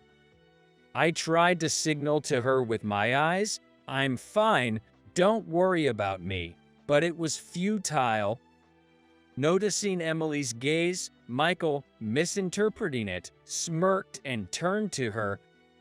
Emily, it must be hard for you, working with someone with such a low education. It's tough, right? Having to work with someone so dumb, even for work. No, there are many people who excel regardless of their education, and I respect Ryan for his work. Come on, let's not be formal today. Hey, why don't you quit your current job and work for me? With my recommendation, it's possible right away. Our company could offer you double, no, 5 times your current salary. We're a top-tier company, after all. How about it? It's a great offer, right? The other women were envious. So unfair. I want to work for Michael's company too. Well, I'd love that too. Working at a big company like Company A would be something to brag about. But Emily's attitude was distinctly different. Her tone was calm but firm, her eyebrows knitted tightly as she spoke decisively. I absolutely love my current company and take great pride in working here. So, I'll have to decline your offer. Thank you. Michael, clearly displeased with her response, clicked his tongue. He scoffed and then spitefully remarked, Pity. Well, women are just for decoration in the workplace anyway. If you change your mind, let me know. A beauty like you is always welcome. I couldn't ignore that insulting comment. Michael, please take back what you just said. Emily is a highly competent employee in our company. Not many can match her attention to clients' needs. This response infuriated Michael. What do you think you're doing? Talking back to me, a mere high school dropout? You should remember who's feeding you. He looked down on me, raising his voice. I was astounded by his words. Did he really understand his own position? What? I can cancel the contract with your company if you want. What did you say? You dare to talk back to me, your client. If you upset me, I can easily crush your company. If you don't want that, then bow down and apologize for your insolence. I just listened silently to his tirade. Actually, I was too stunned to respond. The other participants seemed taken aback by his blatant arrogance, likely fueled by alcohol. Then, either joking or serious, he leaned forward and grabbed my head. Come on, apologize to me pitifully. Is he really going to make me apologize? Just then, it happened. Splash! Everyone, including me, gasped at the unexpected sight. Emily had thrown a glass of water on Michael. You've had too much to drink, Michael. Maybe you should cool down a bit. Her voice was icy, though her face was smiling. Michael was stunned, dripping with water, unable to comprehend what had just happened. As he realized, he began to tremble with rage. What did you do, foolish woman? Michael, more furious than ever, shouted. Your sales guy is a dull dropout, and your female employee is untrained. Your company is finished. I'm canceling our contract right here. I responded calmly. Understood. We will send you the details for the contract termination later. Caught off guard by my response, he snorted in a mocking manner. What are you talking about? Someone like you can't possibly have a say in a deal with a major company like ours.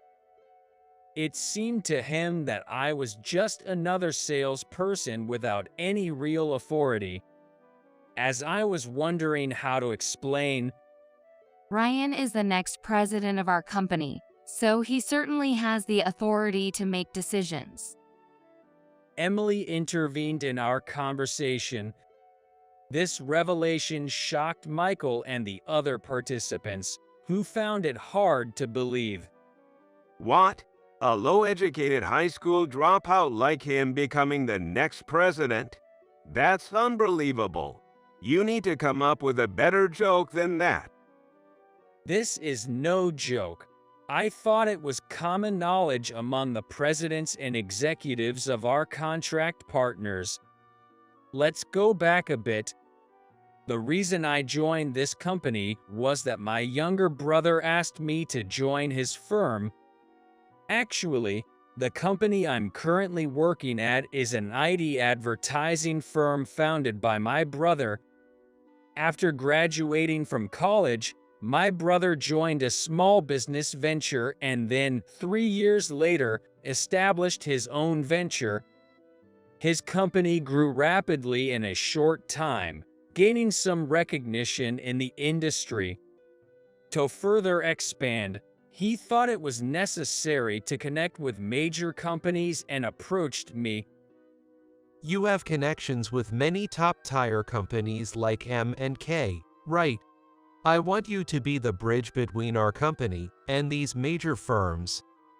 Besides my network, my brother valued my communication skills and wanted my help in improving the communication abilities of the employees, both internally and externally. His plan was to eventually entrust me with the company as the next president. Of course, I initially refused, thinking it was too much for me, but my brother was persistent. This company was actually founded with the desire to work together with you. I was able to go to college because you sacrificed so much for me.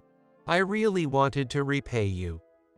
Moved by my brother's sincere feelings, I decided to join his company and give it my all. Since then, I've been leveraging my connections to bridge my brother's company with major corporations. Oh, Ryan, we're happy to do business with you. We feel secure dealing with you. I was delighted to hear this from many of our partners. Realizing my background, Michael looked a bit pale but still hadn't grasped the situation. He glared at me fiercely and raised his voice. So what? If you lose a deal with a big company like ours, it's your loss, right? I inwardly smiled at his lack of understanding of his own position. Not really, it's more of a loss for you, isn't it?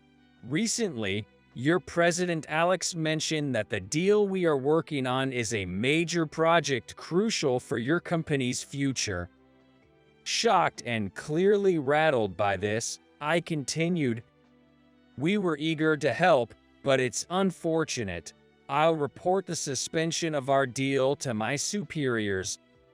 Indeed, losing one contract would not greatly impact our company, especially since we had just secured a year-long continuous order with a major firm like F. For Michael's company, the stakes were much higher. Nevertheless, his own blunder would turn everything to nothing, making him bear a heavy responsibility." It can't be happening to me. Michael finally realized the gravity of the situation, but still couldn't accept his mistake, trembling with anger. "And you, Emily, how dare you throw water on me? Do you think that's okay? That's a serious assault. I could sue your company." He turned to Emily, boasting as if he had won. But she remained resolute. Oh, weren't you the one who tried to make Ryan apologize first? Everyone here sue that. Indeed, everyone nodded in agreement. And if you're thinking of suing, I won't hesitate to sue you for sexual harassment. The room buzzed in confusion. I was startled, hearing this for the first time. Michael, now red-faced and shaking with rage, yelled, "It doesn't make sense. Where's the evidence? That's a baseless accusation." Ignoring his breathless fury, Emily calmly took out her smartphone. I have all the evidence right here. The voice recorder played Michael's voice unmistakably. Prepositions for dates, insistent invitations to dinners, and at worst, hints of overnight stays. Indisputable proof of sexual harassment was laid bare. At a loss for words, Michael finally conceded, shoulders slumped in defeat. To him, I shared my insights gained through experience. No matter the size of the company, I've found that the most successful companies are led by sincere people. They remain humble in any situation. On the contrary, people like you who boast and look down on others are often insecure and small-minded. Michael's face twisted as if he had bitten into a bitter bug in response to my words. By then, the intoxication of the others had completely faded, and they were all intently listening to my story with nods of "I see." Afterward, nobody paid any more attention to Michael's words. Instead, everyone gathered around me, eager to hear more about my experiences. When I noticed, Michael had disappeared. On the way home, the slightly chilled breeze felt pleasant. Emily and I decided to walk to get a taxi. With a refreshed expression, she said, That was quite liberating. But deep down, something was bothering me. I had to ask Emily why she hadn't confided in me about Michael's harassment. "Emily, why didn't you talk to me about Michael?" I felt a quiet shock and a sense of inadequacy at not having known anything, despite spending so much time together. "You could rely on me more, you know. Am I that unreliable?" I muttered half-jokingly. After a moment of seeming confusion, she blushed and said shyly, I didn't want to trouble you, and I thought you, being so kind, would take me off the account to avoid discomfort for me. I didn't want to lose our time together, I guess. Her unexpected response made my heart skip a beat. "There's no trouble at all. Please don't hesitate to talk to me.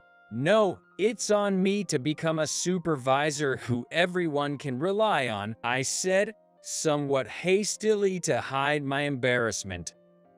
Then, looking into my eyes with a playful smile, You know, Ryan, you've been a dependable boss to me since the first time we met.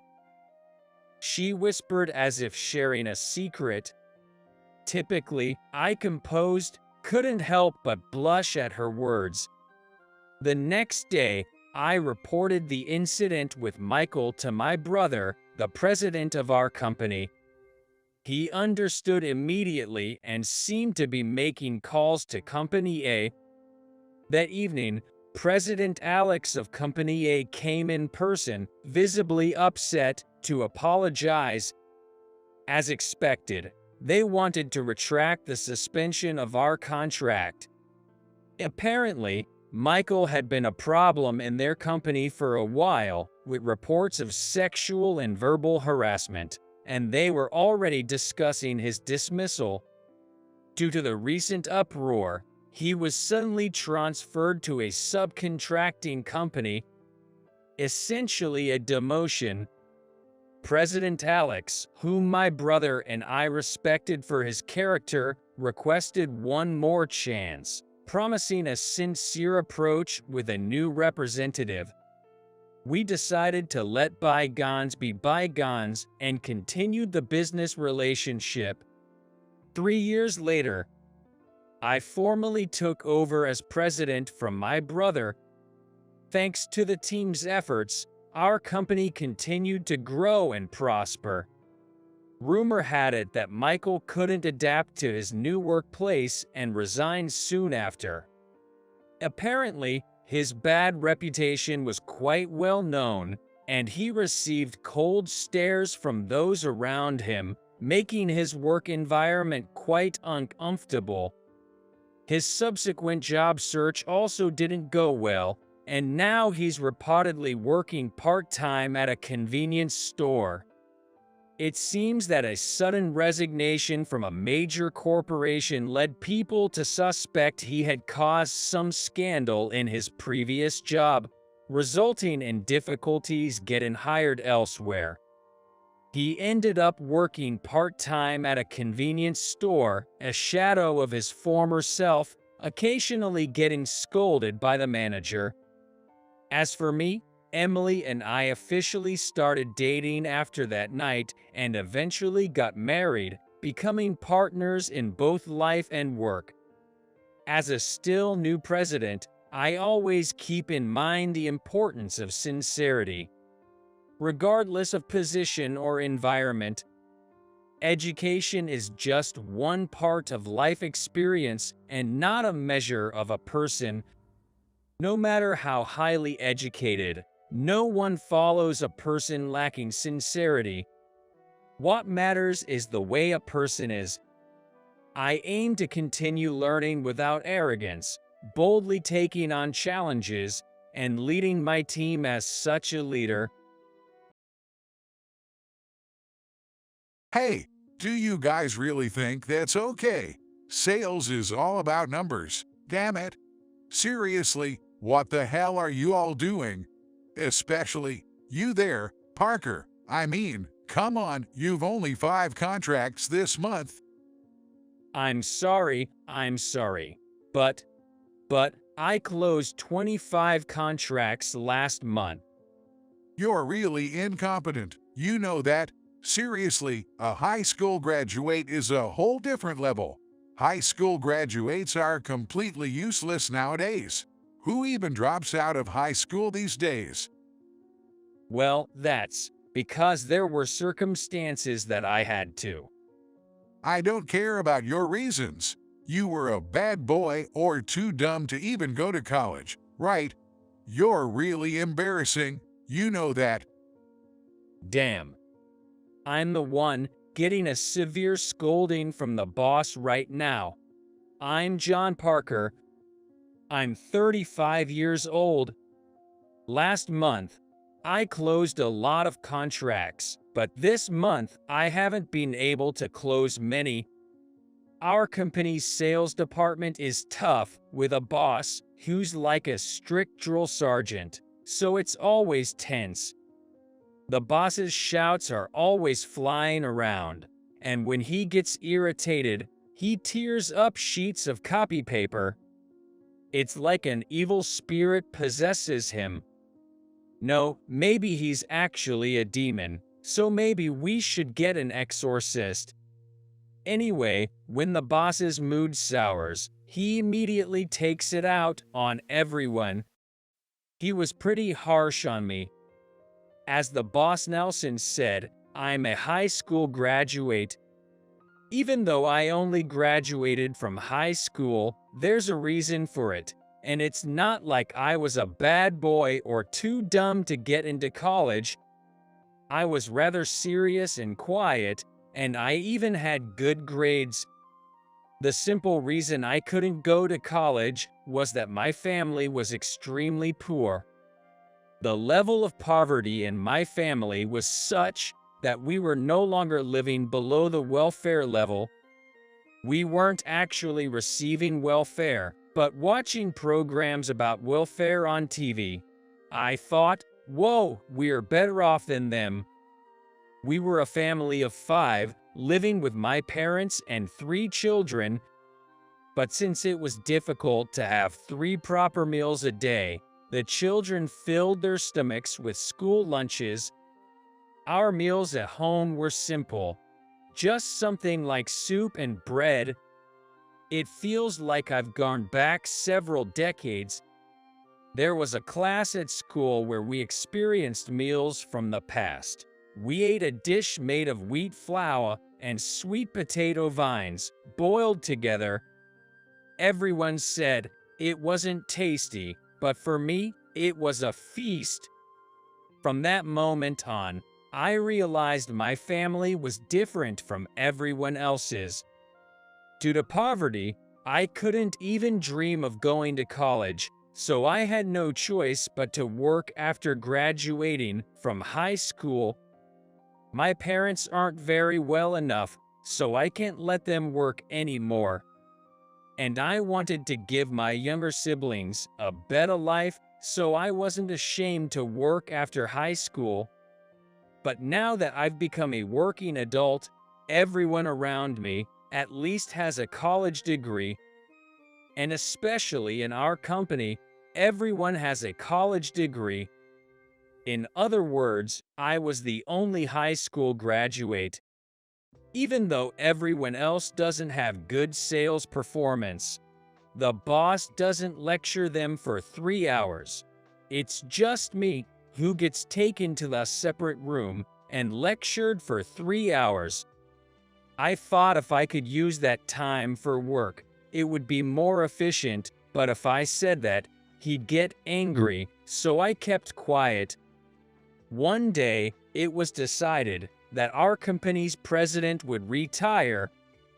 It was a sudden announcement, so everyone was surprised. The president seemed to have been suffering from a lung disease for some time, and it appears he judged that he could no longer work physically. He did seem to struggle when passing by, and since he's getting up there in age, he probably wants to take it easy. The president will turn 70 next year. At that age, he would retire and relax on the porch or do some gardening in the yard for a change of pace. After his retirement was decided, a party was held for the inauguration of the new president. No one knows who the new president is yet.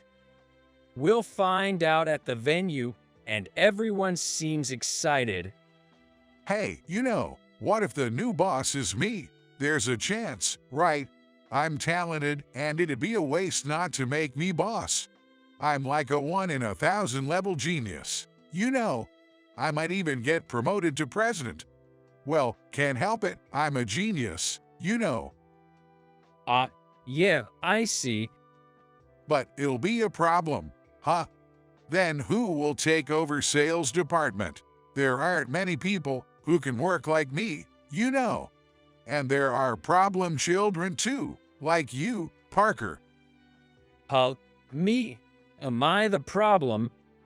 Of course you are. You're always giving me headaches. I don't want to complain every single day. You're the one who makes me irritated. You know, my blood pressure has gone up because of you. Even if you say that. The boss was quite overweight, so he thought it was because of that his blood pressure was high. It's not like I'm the one irritating him. Besides, the boss indulges in sweets, rich foods, spicy things, and so on. So it's no wonder his blood pressure is high. He might end up with heart failure or even diabetes. It wouldn't be surprising. I wondered why everything had to be blamed on me. And it's somewhat pitiful how he half-jokingly thinks he'll be promoted to president. The boss thinks he's competent at his job, but from my perspective, he's not at all. I have no idea why he became the boss in the first place. What he does is occasionally take me to a separate room and cram me in for about 3 hours, then go out to get contracts, talk on the phone with young employees who are out in the field, rip up sheets of copy paper wastefully, and then polish his shoes and fix his hair. Let's leave aside the shoe polishing. They say business starts from the ground up, and having dirty shoes gives off an unclean impression. But it was comical to me that he was combing his scanty hair. The boss is only 40 years old, but his head is balding. He is looking desperately in the hand mirror, trying to hide his baldness with his few hairs. He says to me, "Hey, you have too little hair. You're in your 30s, but dang, that's bad. But I just have thin hair." It seems like my hair texture hasn't changed much since birth. It's still fine like a baby's hair. So my hair looks less frequent and softer, so it's flat. The boss says it makes me look bald. Then what about you? I thought, but I can say that with my mouth torn open. If I did, it might blow up our company, like Mount Vesuvius erupted and destroyed Pompeii. I genuinely felt that way. The inauguration party for the president is on the first Sunday of next month. We are renting a huge hall in the city for it. All the employees will gather there, but my boss has been half-jokingly talking about what he'll do when he becomes the new president ever since then. I'll definitely put you at ease. That's absolutely not going to happen. I wanted to say, but if I did, Mount Vesuvius in his head would definitely erupt. No matter what, I thought it was best to just endure it, thinking that if I pushed back, I'd lose. On the day of the new president's inauguration party, I was dressed to the best suit, and I headed from home to the hall.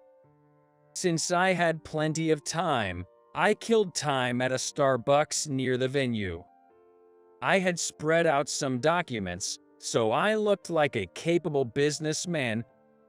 Sometimes I'd think it was painful to see people trying to act cool with their MacBook at Starbucks, but maybe I was one of them.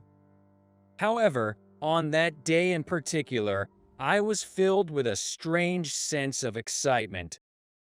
As it was getting late, I left Starbucks and headed to the hall. Everyone was gathered, and I met some people who had been transferred to other departments after a long time. Those who had been moved to the planning department said they were getting a much better environment than in sales, and I thought they must have all disliked Nelson. And I wandered around the hall looking for my seat, but I couldn't find it. There should have been a chair with a paper attached to the back with my name on it, so I could easily find it, but there was no chair with my name on it. I thought it might be a mistake and kept looking, but since there was none, someone must have forgotten after all. As I was at a loss, my boss, Nelson, came over. Nelson looked at me with a grin. You're looking for your seat, aren't you? But there's no seat for you.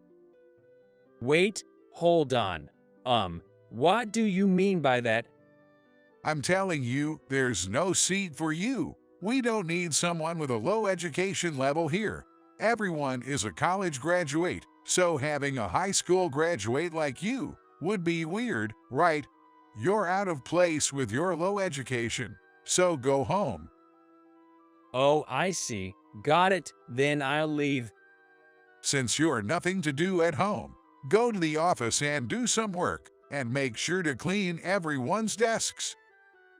The boss laughed out loud, looking pleased with himself. I couldn't understand why he found it so amusing. I can't understand the mentality of finding joy in belittling others to this extent, but oh well. The mind of a nasty person is too messy and crazy for the average person to understand. And in the first place, trying to understand or empathize with them would be wrong. I've tried to understand the boss several times before and even attempted to compromise, but I've decided that I can't get along with him anymore. From here on, it's based on what I heard from Roberts in the sales department. The inauguration party for the new president started, and the executive vice president made a speech first. Then, each department head gave a speech. Nelson, the head of the sales department, tried to boast about himself by telling blatant lies. For example, he claimed to have secured contracts brought in by other young employees as if he had obtained them himself, trying to curry favor with the higher-ups. He also claimed to be concerned about the mental health of the employees and said he was even counseling them, portraying himself as a good boss. But that was all a lie. We were always grilled and shouted at by Nelson. As for me, I was taken to a separate room for 3 hours, forced to bow my head, and subjected to a full course of yelling. The sales department folks apparently listened with a sense of resignation. However, when the executive vice president said, "Finally, let's have the new president take the stage," it fell silent. No matter how much time passed, the new president didn't show up. So, the executive vice president loudly called out the new president's name. President John. Where's President Sean Parker? Huh? President Parker, where on earth have you gone? You were supposed to announce your presidency in front of everyone today, but you could be late. Nelson, do you know anything? Well. President Parker is the new president. He was in the sales department, right? He's the new president. Oh, I sent him home. Huh? Well, because he's poorly educated, I told him to leave. I didn't think he was the new president. Nelson looked pale. Roberts saw sweat dripping from Nelson's head, making his few remaining strands of hair soaked. Furthermore, he was trembling and seemed to be bracing himself for being shouted at by the executive vice president. As expected, the executive vice president was furious and confronted Nelson. What on earth did you do? He's the new president, and if he's not here, this party is meaningless. Well, First of all, what do you mean by telling him to leave because he's poorly educated? Are you only able to judge people based on their education? No, that's not it.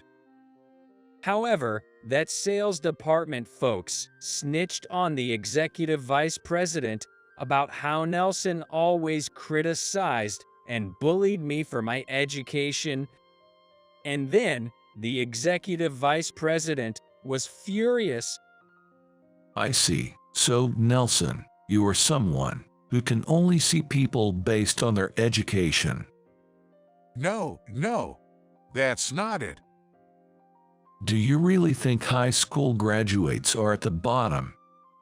Well, to be honest, sometimes I do think they're at the bottom.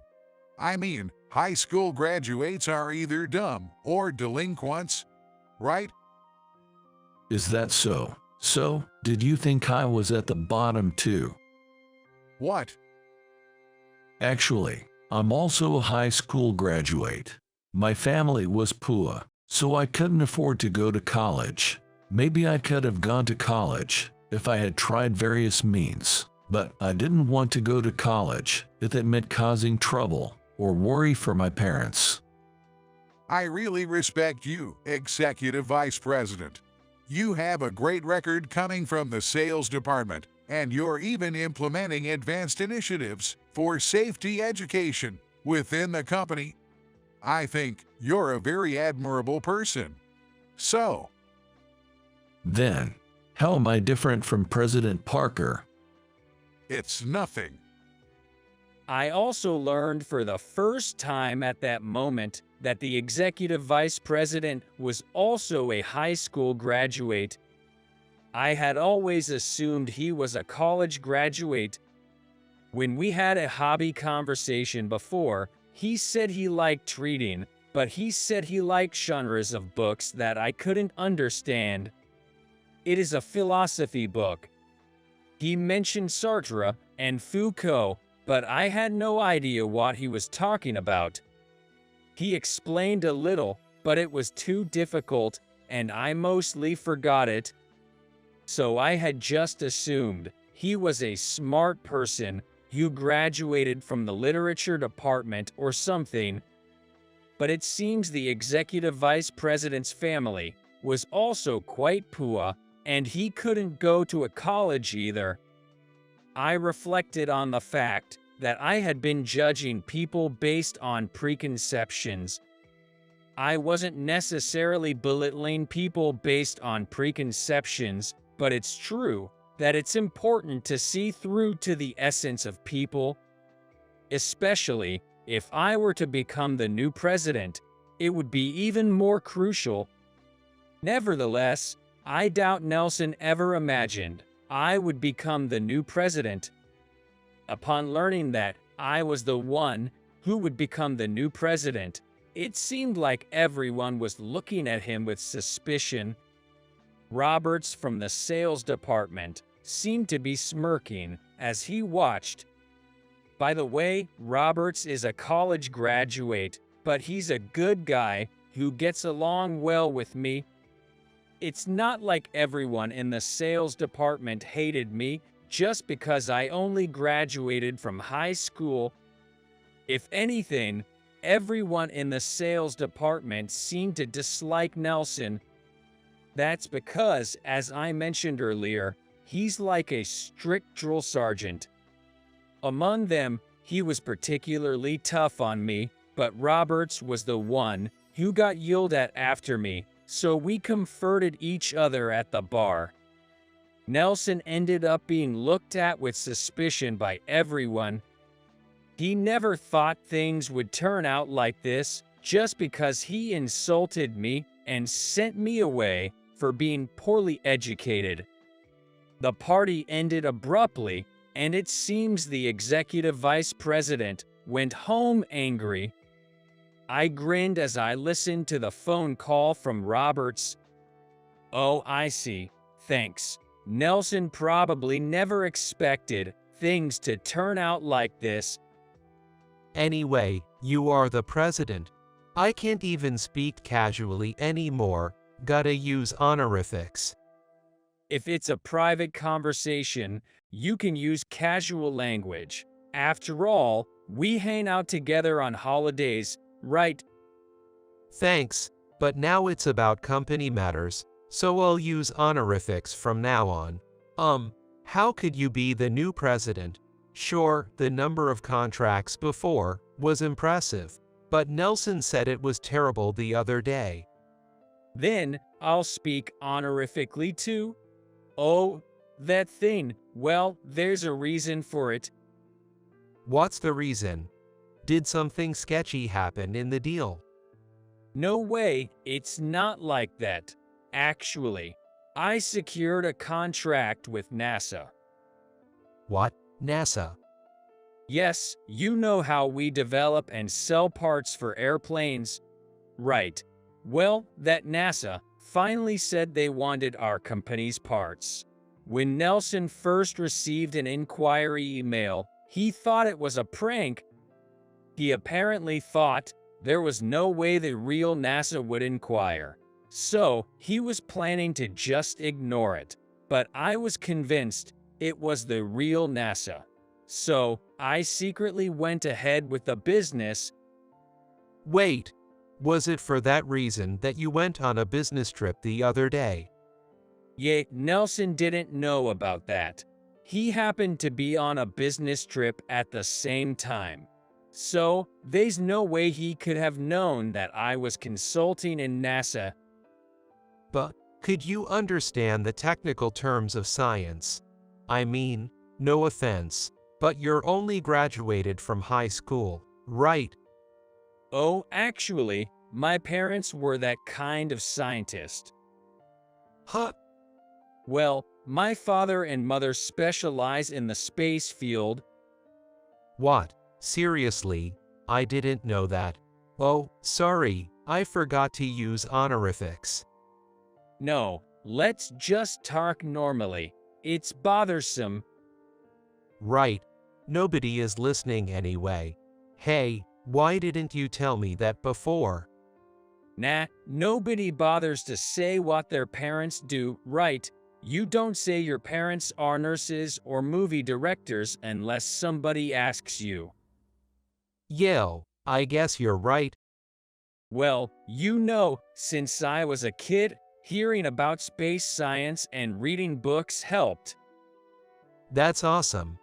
Then it's not strange at all for you to become the new president. You can understand space science and even contract with NASA. That's amazing. But did Nelson not know about that? Oh yeah, Nelson also overlooked me securing the contract with NASA. And it's a $500 million contract. Nelson is seriously incompetent. He's always saying we're incompetent, but he's the real incompetent one. Well, besides that, I've been working on the manual. I was asked by the executive vice president to do it, because he knew I could understand space science. Why did the executive vice president know? Well, actually, I was surprised to find out after joining the company, but it seems the executive vice president was taught English by my grandpa. Huh? Really? Oh, the managing director came from Japan when he was little, and he couldn't speak English, so my grandfather taught him English. So the managing director had heard a lot about my parents. I see. Well, if you just look at my name, you'll see I'm a normal American, but the managing director knew I was their child from the beginning. So I was helping the managing director with his scientific manuals and systems. Yep, exactly. It's amazing, right? Congratulations. Hey, will you still hang out with me off duty? Now that you're the president, we can't interact as equals anymore. Right? What are you talking about? You and I are friends, aren't we? There might be a hierarchy at work, but as long as Roberts doesn't mind, let's hang out like we used to. After all, neither of us is popular. Don't say sad things. Well, I haven't even thought about getting married yet. With that, I finished the phone call with my good friend, Roberts. Roberts seems like a mischievous guy, but he often gets scolded by Nelson for making mistakes. But he's cheerful and friendly, and he's a good guy who's kind to me. Roberts was just amazed when he found out about the negotiations with NASA that I succeeded in and about my background. His good point is that he doesn't envy and then resent people. From now on at the company, Roberts and I will have a boss-subordinate relationship, but since we get along well, as long as he's okay with it, I plan to have him as a playmate during off hours. Anyway, I don't have a girlfriend and I'm bored. Plus, now that I've become the CEO, there ain't no time to be finding a girlfriend. Things have gotten so busy to the point where I barely have time to breathe. At the party, besides me and the X6, nobody knew who was gonna be the president until that day, but everyone would be shocked to find out it was me. Especially Nelson, since he thought I was just some incompetent, uneducated guy. But I've actually been handling various tasks and even nailed that NASA deal. Since the previous president resigned due to illness, we discussed who should take over, and I'm genuinely happy it was me. I never imagined becoming the president, especially considering I had been made to bow my head for 3 hours while being yelled at. So, I kicked off the new regime. The deal with NASA made the news, and our sales skyrocketed even more. But in return, orders came pouring in from all over, and production and sales couldn't keep up. Blaming Nelson, who caused many people to quit, the executive vice president said that such an intimidating and morally bankrupt guy should be demoted. Sure, the sales department gets about 15 newbies every year, but only about 3 brainwashed ones stick around after a year. So yeah, maybe I'm brainwashed too, but it means only those with a tough mentality can survive in the sales department. But that ain't good for the future. So, I demoted Nelson to a regular employee. He was crying and begging for forgiveness, but neither me nor anyone else was gonna forgive him. I can't do this. Being demoted to a regular employee now, we've got a mortgage, car loan, and kids' education fees to pay. Even if you say that, we can't just ignore the complaints from the sales department. Yeah, the boss is right. Look, there are even this many anonymous postcards addressed to the president. These are from the suggestion box we have installed in the office. Damn, what am I gonna do now? My life might as well be over. Well then, I'm ordering you to work in Kansas State. They're short-staffed there, so get going. What? You know, Kansas State, it is a country town where the plains go all the way. Wait a minute. Why is it so rural? Who cares if it's in the boonies? Well, it's not just about working in Kansas State. You don't just do sales in that town. You have to go to neighboring states and cities. No way, I hate this. Nelson was screaming like he'd lost his mind. But considering how unfairly he treated us, he should just suck it up and deal with it. Well, in the end, he reluctantly accepted the gig in Kansas State. It's in the middle of nowhere, more like a tiny office than a branch.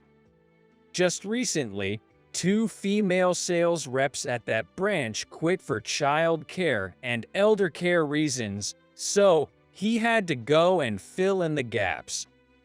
With Nelson's gone, the sales department's been running smoothly, and our performance has improved even more.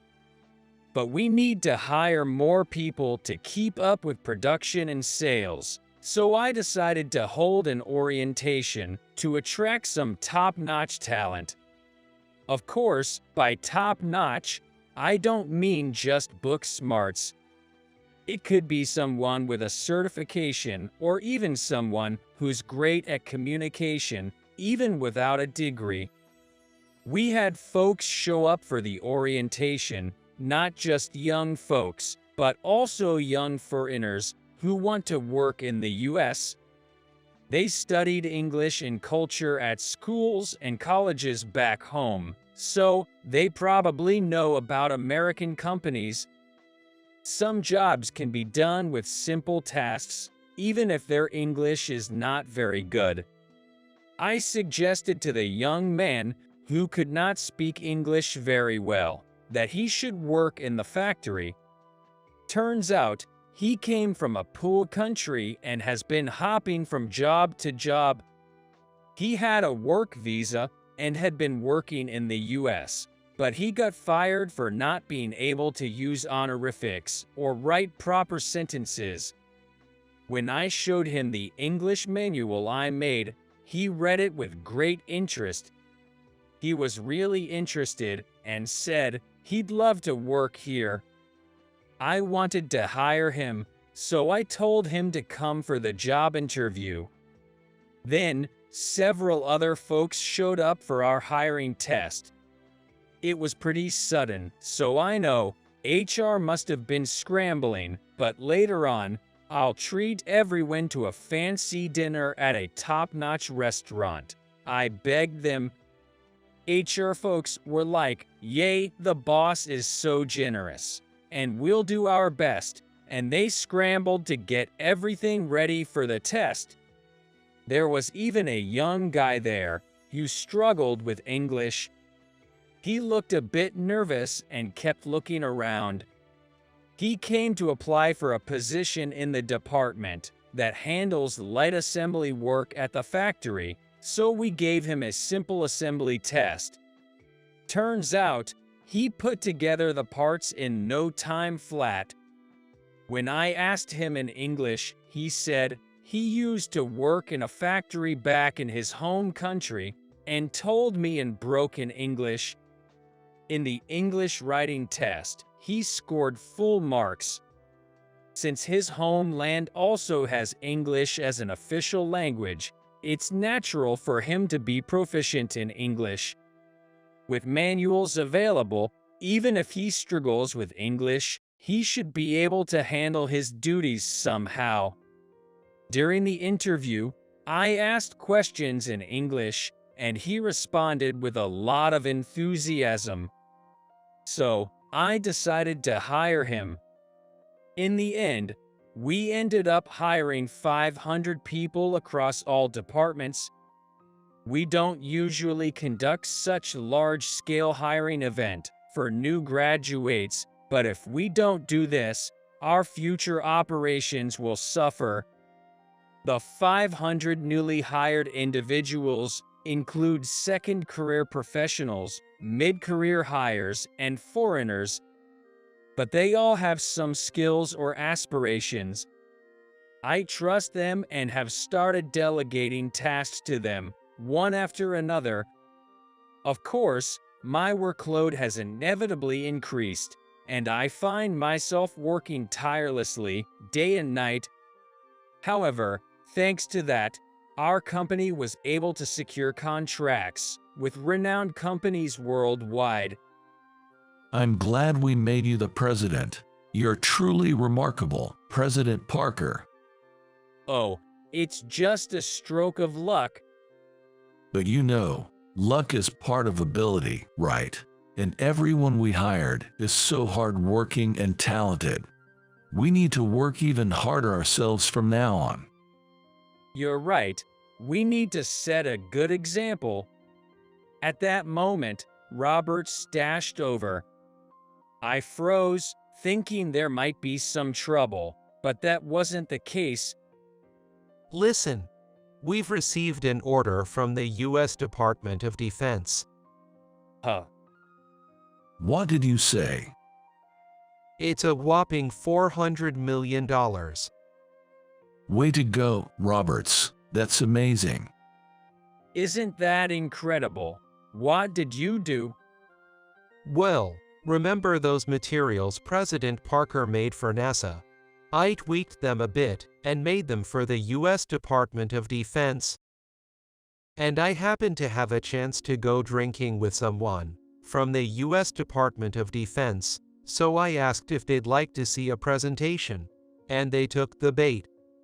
But you weren't good at scientific terms, were you?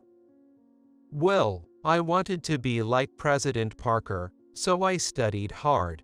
Actually, I recently started dating a scientist girlfriend, and she's been teaching me a lot of knowledge. What? Sorry, President. I went ahead and took the initiative. I see. Weren't President Parker and Roberts quite close? You two used to hang out a lot during their time in the sales department. Yes, and we were scolded together too. We were the dynamic duo, scolded by the former our boss. But anyway, Roberts, that's not good. You can't just take unilateral actions. Well, I went to a matchmaking event and met someone. We're actually considering marriage, so President, please come to the wedding. I'll invite you. Oh, are you even thinking about marriage? It was a bit bitter that Roberts ran me through. But seeing him so happy, I decided to forgive him. Still, to secure a contract from the U.S. Department of Defense, Roberts must be quite a remarkable individual just like me. I thought back to how he used to get scolded by Nelson just as much as I did. Nelson really didn't have an eye for talent. Sure, he may have been a bit of a show-off, but with careful guidance, he's someone who can do good work. Following Roberts' success, the sales department's performance skyrocketed. On one of my days off, I was told there was someone Roberts wanted me to meet and was brought to a cafe. Since it's our day off, we're speaking casually. So, who's the person you wanted me to meet today? Well, you'll see when you meet her. Well, okay. The person who appeared next was Roberts' girlfriend and her friend. She was stunningly beautiful, and I felt my face flush. I never imagined there could be such a beauty in this world. She's interested. After I told her about you, I described you as a cool young president. Hey, what are you saying without asking me first? All right, it's a double date today. And so, I was involuntarily thrust into a double date. To be honest, the person brought to me is my type, a perfect match. I secretly hope she'll become my girlfriend to enrich my personal life even more. If that happens, my life will be even more vibrant,